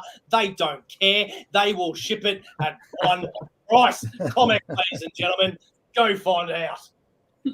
Actually, Australia, is this recorded? Disclaimer there. Nice. Shane, you should get that Thank you very sound. much, Bo. Thank you very much. That was awesome. Grab that sound and then put some graphics over it, and you've got an ad. I underestimated the length of the little theme song and the length of my pee that was required.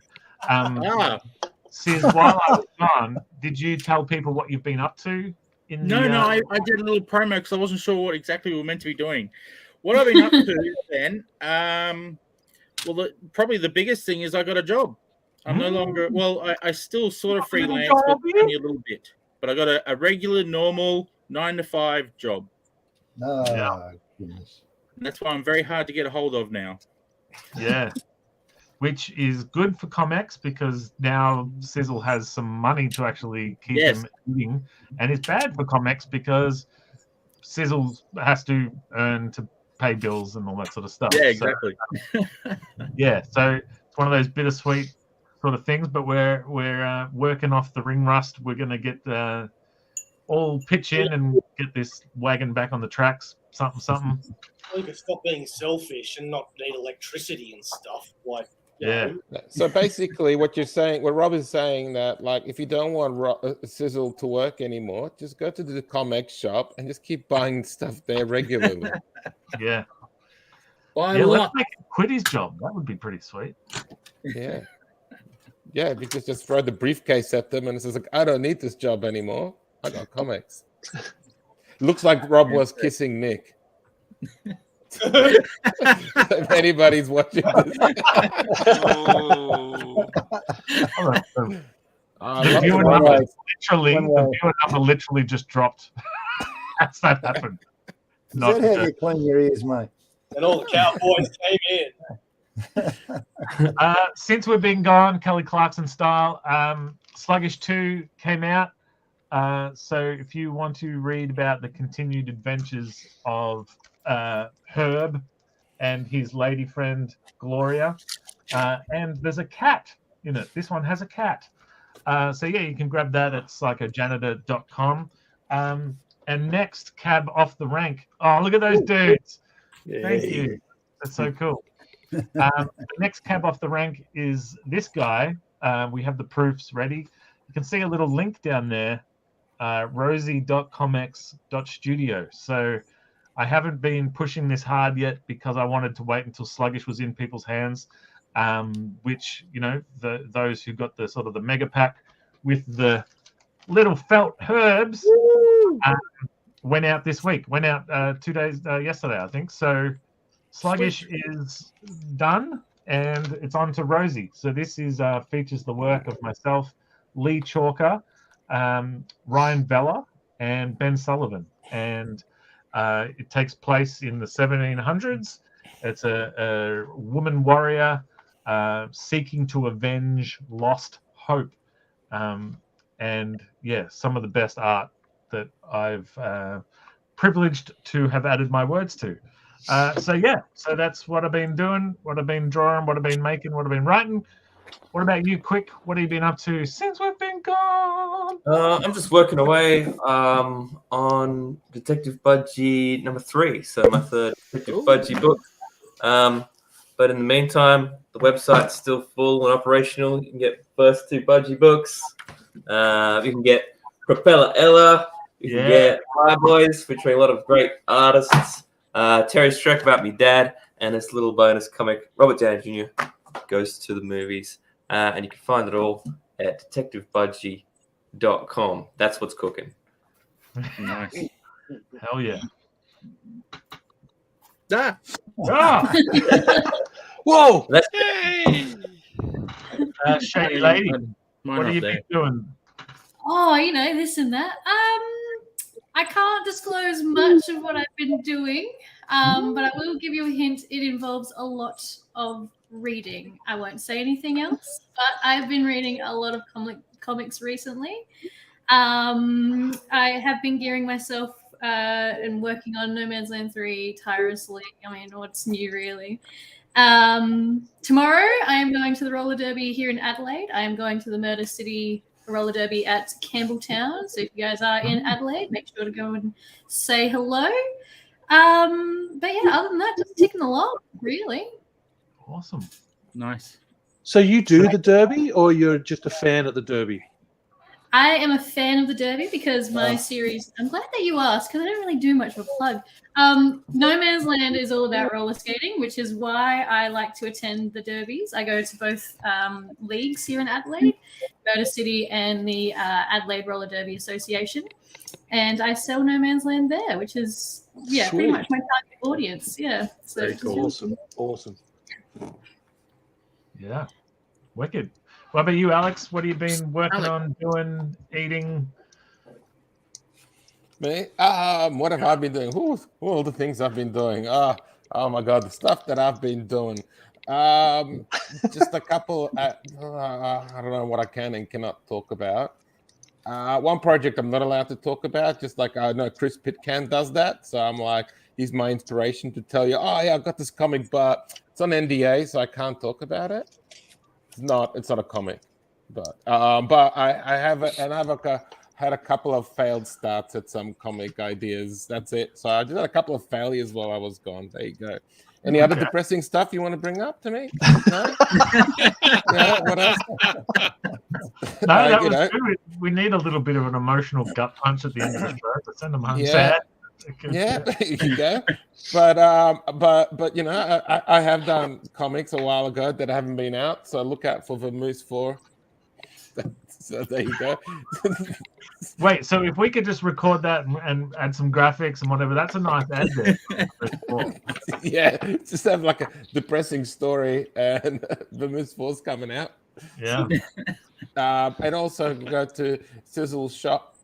Make sure you buy comics there because we don't really want Sizzle to need to go to some kind of third-party employment. We need him to be full-on hardcore into Aussie comics. Nice. Thanks. And then so I just I'm not gonna do that. Somebody else. But you're good at this. Can you do like the YouTube thing? Well, people to do like that live subscribe shit, but do it in a wrestling voice. You like and subscribe this show, press that like button and share the video. It helps the YouTube algorithm and helps us grow. and ring that bell. Cool. Anyways, before I break down into tears, Nick, your turn now. Like this is a lead in. This you can only make it better. Do I dare? Do I dare speak? No. Since I've been gone, I've been playing with my slug. Probably one of the greatest things that we'll ever see. Show proteins while you're saying that. Only one day. I've also I just had to see what this was going to look like, but I've finally finished drawing my pages for Vermoose 4. Whoa, sneak preview. And that's people who follow me on Instagram at Chernobyl will know that there's been a major creative block in my mind, and this has been a long time coming. And when Rob asked me for about 7 pages, I ended up with slightly more than 7. So I've done 16 pages. The next issue of Vermoose 4, save up because it's going to be about $84. So that'll be well worth it. But that's what I've been up to. Fun fact, Chernobyl, your little slug there was put together by the lady friend of the man sitting next to you. So someone more probably saw these on his kitchen table for the last couple of weeks. I don't know how. But yeah, small slug worlds or something. Yeah, my lovely lady has been putting those handcrafting those things, guys. So appreciate that, right? She's been stitching together those little grub things and not stitching me up, and so appreciate that. All right, guys. It's appreciated. Yeah. Tim, what have you been working on since we last saw you? Dude, I've been. It's crazy that I've got nothing to show for the amount of work I've been doing, to tell you the truth. Look, first thing, I started a new podcast with my mate Luke. It's called Luke and Tim Make a Movie, and so what we've been doing is progressing through the. For people that don't know, I've got an acting background, and we basically started with the idea of we're going to do this podcast to keep us accountable for. We're always talking about making a short film, but never actually doing it. So we started this podcast. We went from idea. It's worked all the way through developing a script, getting a crew on board, character talk, props, all this sort of stuff. And we're actually shooting this short film next weekend. So not this weekend, but next weekend. That's been taking up a lot of my time, as you can imagine. Sizzle, have you got those images I sent you earlier? The comic book covers? Yeah. So there is some progress with Gorilla My Dreams, as well as the artwork has started on Gorilla My Dreams Torn crossover. I've also got this art has just started on this one, sort of fitting the theme of tonight. Which is a couple of Melbourne professional wrestlers that I know. I've been chatting with them for a while, and they've agreed to come into my Gorilla My Dreams comics as the next villains. So what we've got there, you can see my character, Knockaround Guy. He's being manhandled by Melbourne wrestler Caveman Ugg. In the background, we've got my character, Margot the Mime, and Margot the Mime is being attacked by Sid Parker, the Jurassic Punk, and Erica Reed, the Dreamtime Voodoo Witch. And together they're a team called the Prehistoric Death Cult out of Melbourne. They're always wrestling down there. So if you're in the area, go and check them out. So that's the cover art by Fish Lee, a gent I know out of America. I backed one of his Kickstarters to get some art done by him, and that's what I got him to do for us. So that's in the works. As I said, the art has just started on the interiors of that, and that's going to be the Virgin limited edition cover. That's Erica Reed in the background there. This is obviously, if you recognize the pose and what's going on there, it's anyone familiar with the John Carpenter movie Ghosts of Mars? Yeah. So that's a tribute cover to that.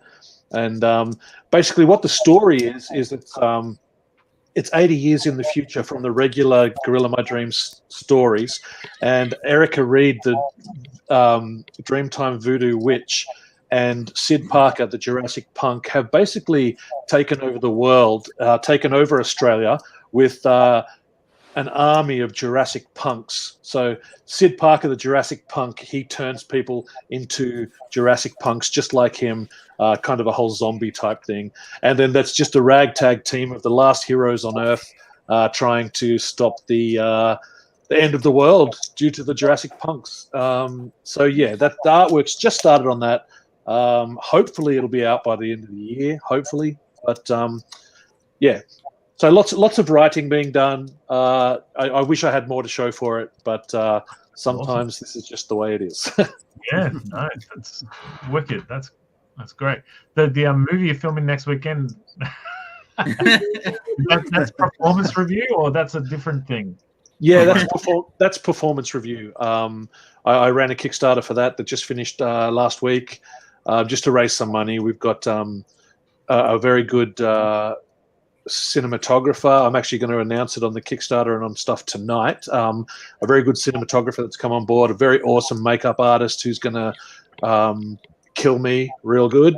And, we've got local legend Marissa Martin here in Canberra, she's a a filmmaking guru, and she's actually been the one that lit the fire under mine and Luke's butt to actually do something instead of just talking about it. So yeah, we're shooting that the week after next. I guess if you want to keep up, just follow me on at Big Tim Styles on Instagram.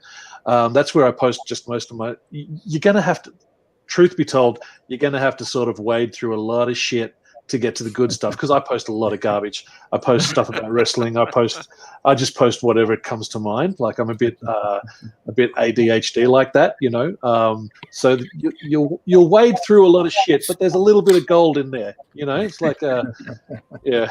Well, I enjoy following you because you're a good curator of different memes and stuff. That you're one of my go-tos. Like when you post a story of like 8 different videos, I'm like, all right, I'll get a cup of soup and sit down and prepare myself for some good time. Yeah. For a couple of minutes. And I start the day every morning when I wake up. I try and post a funny meme, and just to try and start the day off right. If you wake up and you're checking your Instagram, hopefully whatever my funny meme of the day is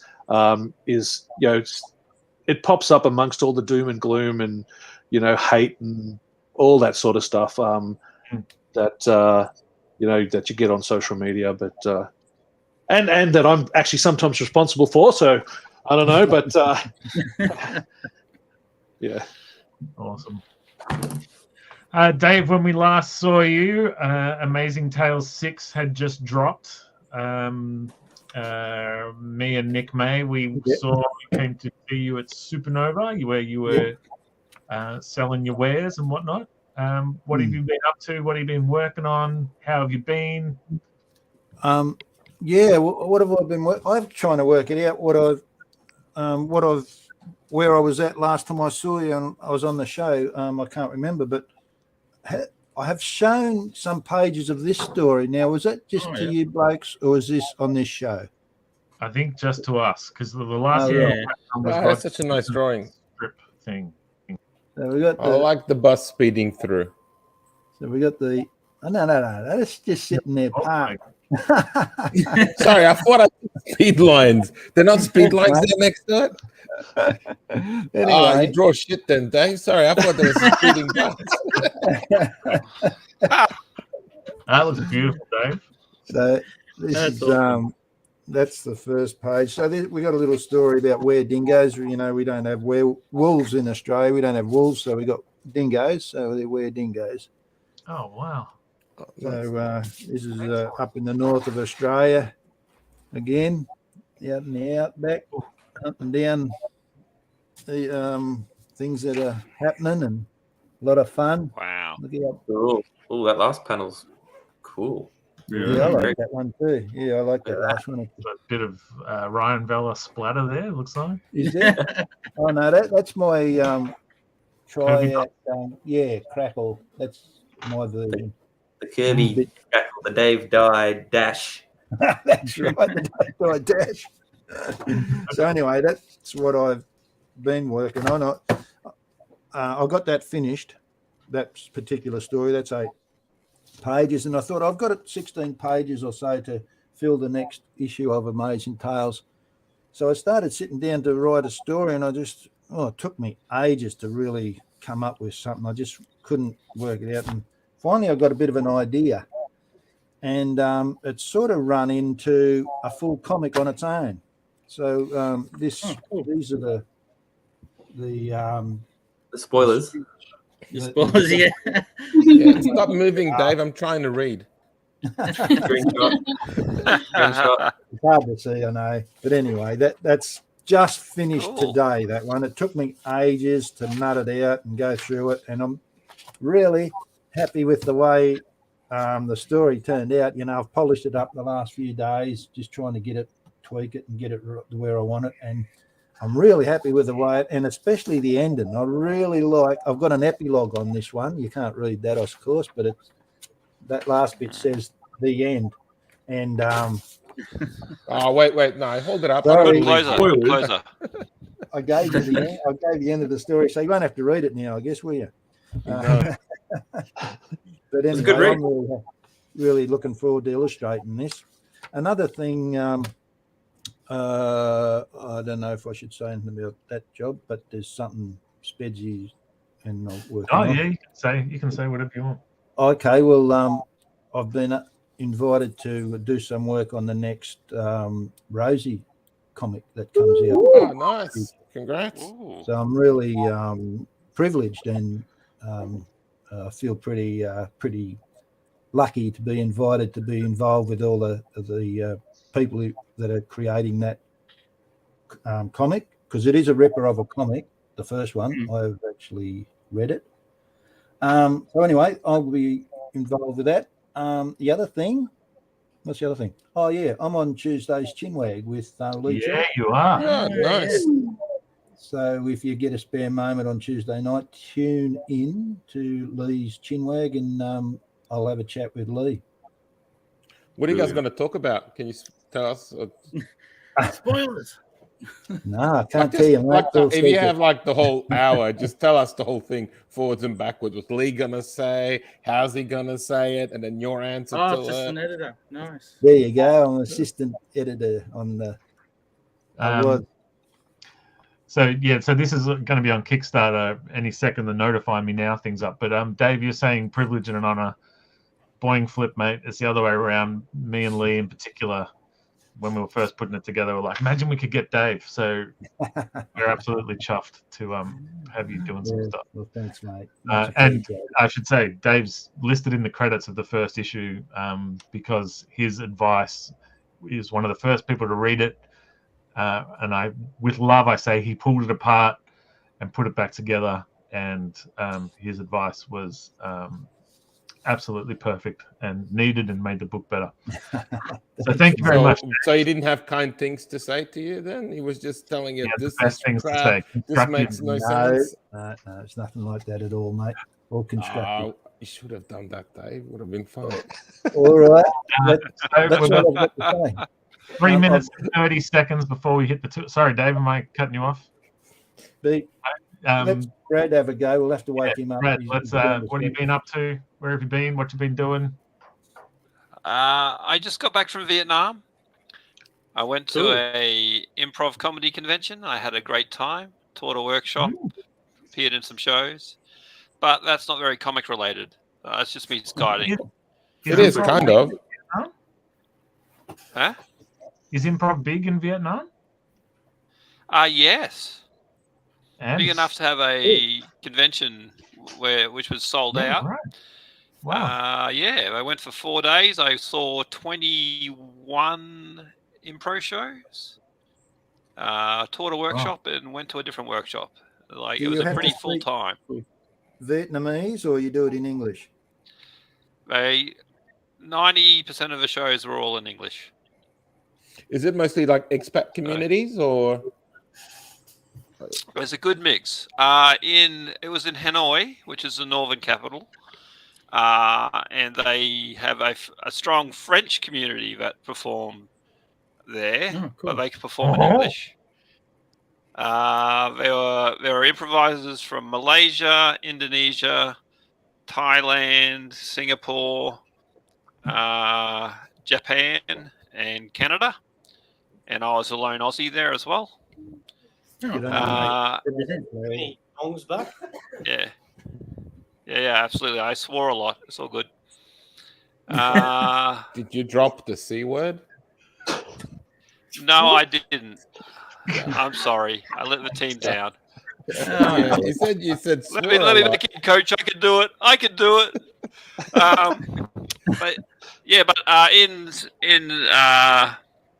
In Ho Chi Minh City, or Saigon, they used to call it. Yeah. They do improv, but just in Vietnamese. So, but elsewhere it's all in English. So it's pretty cool. But because of that, I've been very hard to get motivated to get back to work on my comics, like Alpha's Price of Tara, issue number 2. Should be coming out in a few months' time. I'm banging through the artwork at the moment. This is the hardcover of issue 1.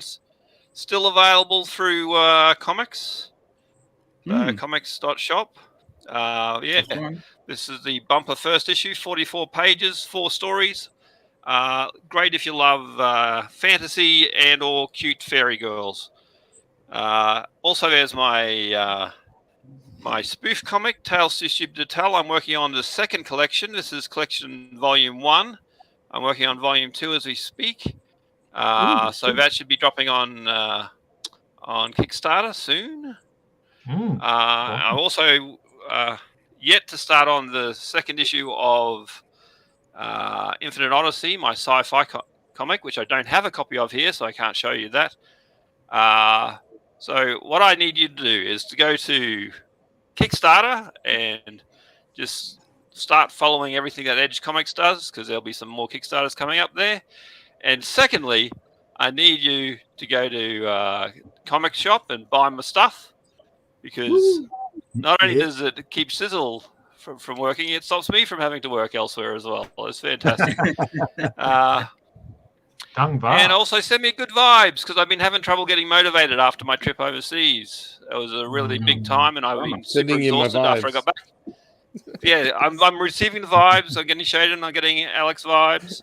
Nice vibes, guys. Oh, look at the vibes are coming from the. Oh, look at it! They're coming everywhere. They're coming from everywhere. Right? Get the vibes. Too many vibes. Keep sending the vibes.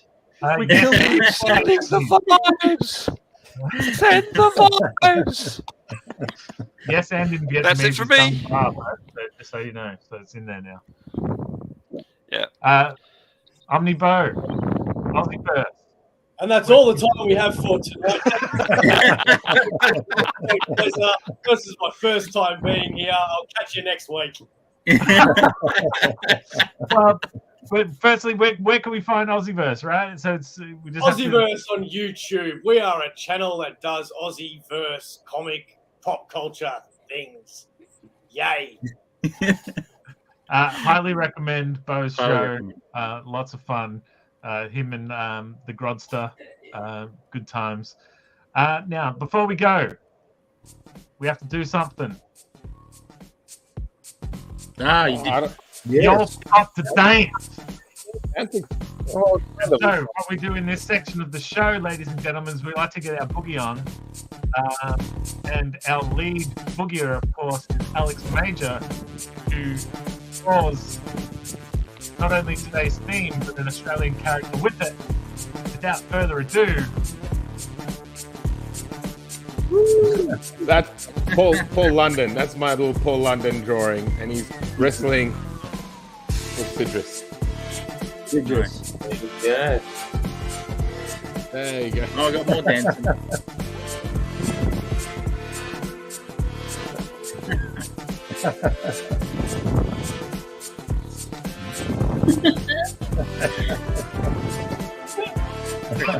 There's a lot of these. Oh yeah. hold on. Hang on a minute. God. What do you think we're doing there?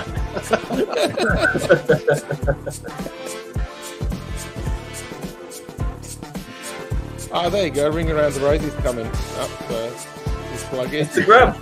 Plug. So that's pretty much been our show, Pete. Like and subscribe as you need to and whatnot. Next week on the show, making a huge call. Sis, correct me Well if I'm done, wrong. Alex. We will draw vampires. Yeah, okay. We may be having the Silver Fox team on. No, fingers crossed. Fingers crossed. We're having Sarab and Don on. They have a comic book coming out, a new Bazza title, where Bazza goes up against some vampires. So that would make sense to talk vampires. So start drawing your favorite vampires, send them in throughout the week, or send them in on the night. We will put them up on the show and say good things about them. Thank you so much for joining us tonight, especially after we've been gone and we didn't really make a huge, massive deal about returning either. We just sort of returned, and I'm just looking at the viewer numbers, and y'all returned as well. So thank you very much for that. Thank you to everybody in the room. Thank you for the artists who sent in stuff at home. If you are a creator and you want to be on the show, you are more than welcome. Just reach out to Sizzle or myself. And we would love to have you. Come on, chat some stuff, draw some stuff, all that good times. Be sure to go to the ComX.shop, pick up a comic or two from lots of the people in this room have comics there.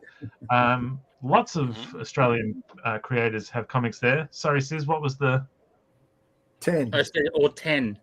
Or 10, yeah, 10 would be good. And only $9, one or 10. It's $9 postage flat rate with a tracking number, all that good stuff. So, until then, I normally tell you to eat your prayers and say your vitamins. But Bo, take us home with one of your favorite wrestling catchphrases. Pick any of them. I'll press the button as you say it. Give us one. Put him on the spot. Yeah, he's ready now. Look at him. He's got one. There you go. Yeah, okay. 316 says I'm just gonna kick your ass. Someone should call the police. The show has been murdered. But in 1 week we will rebuild it. Better, stronger, faster.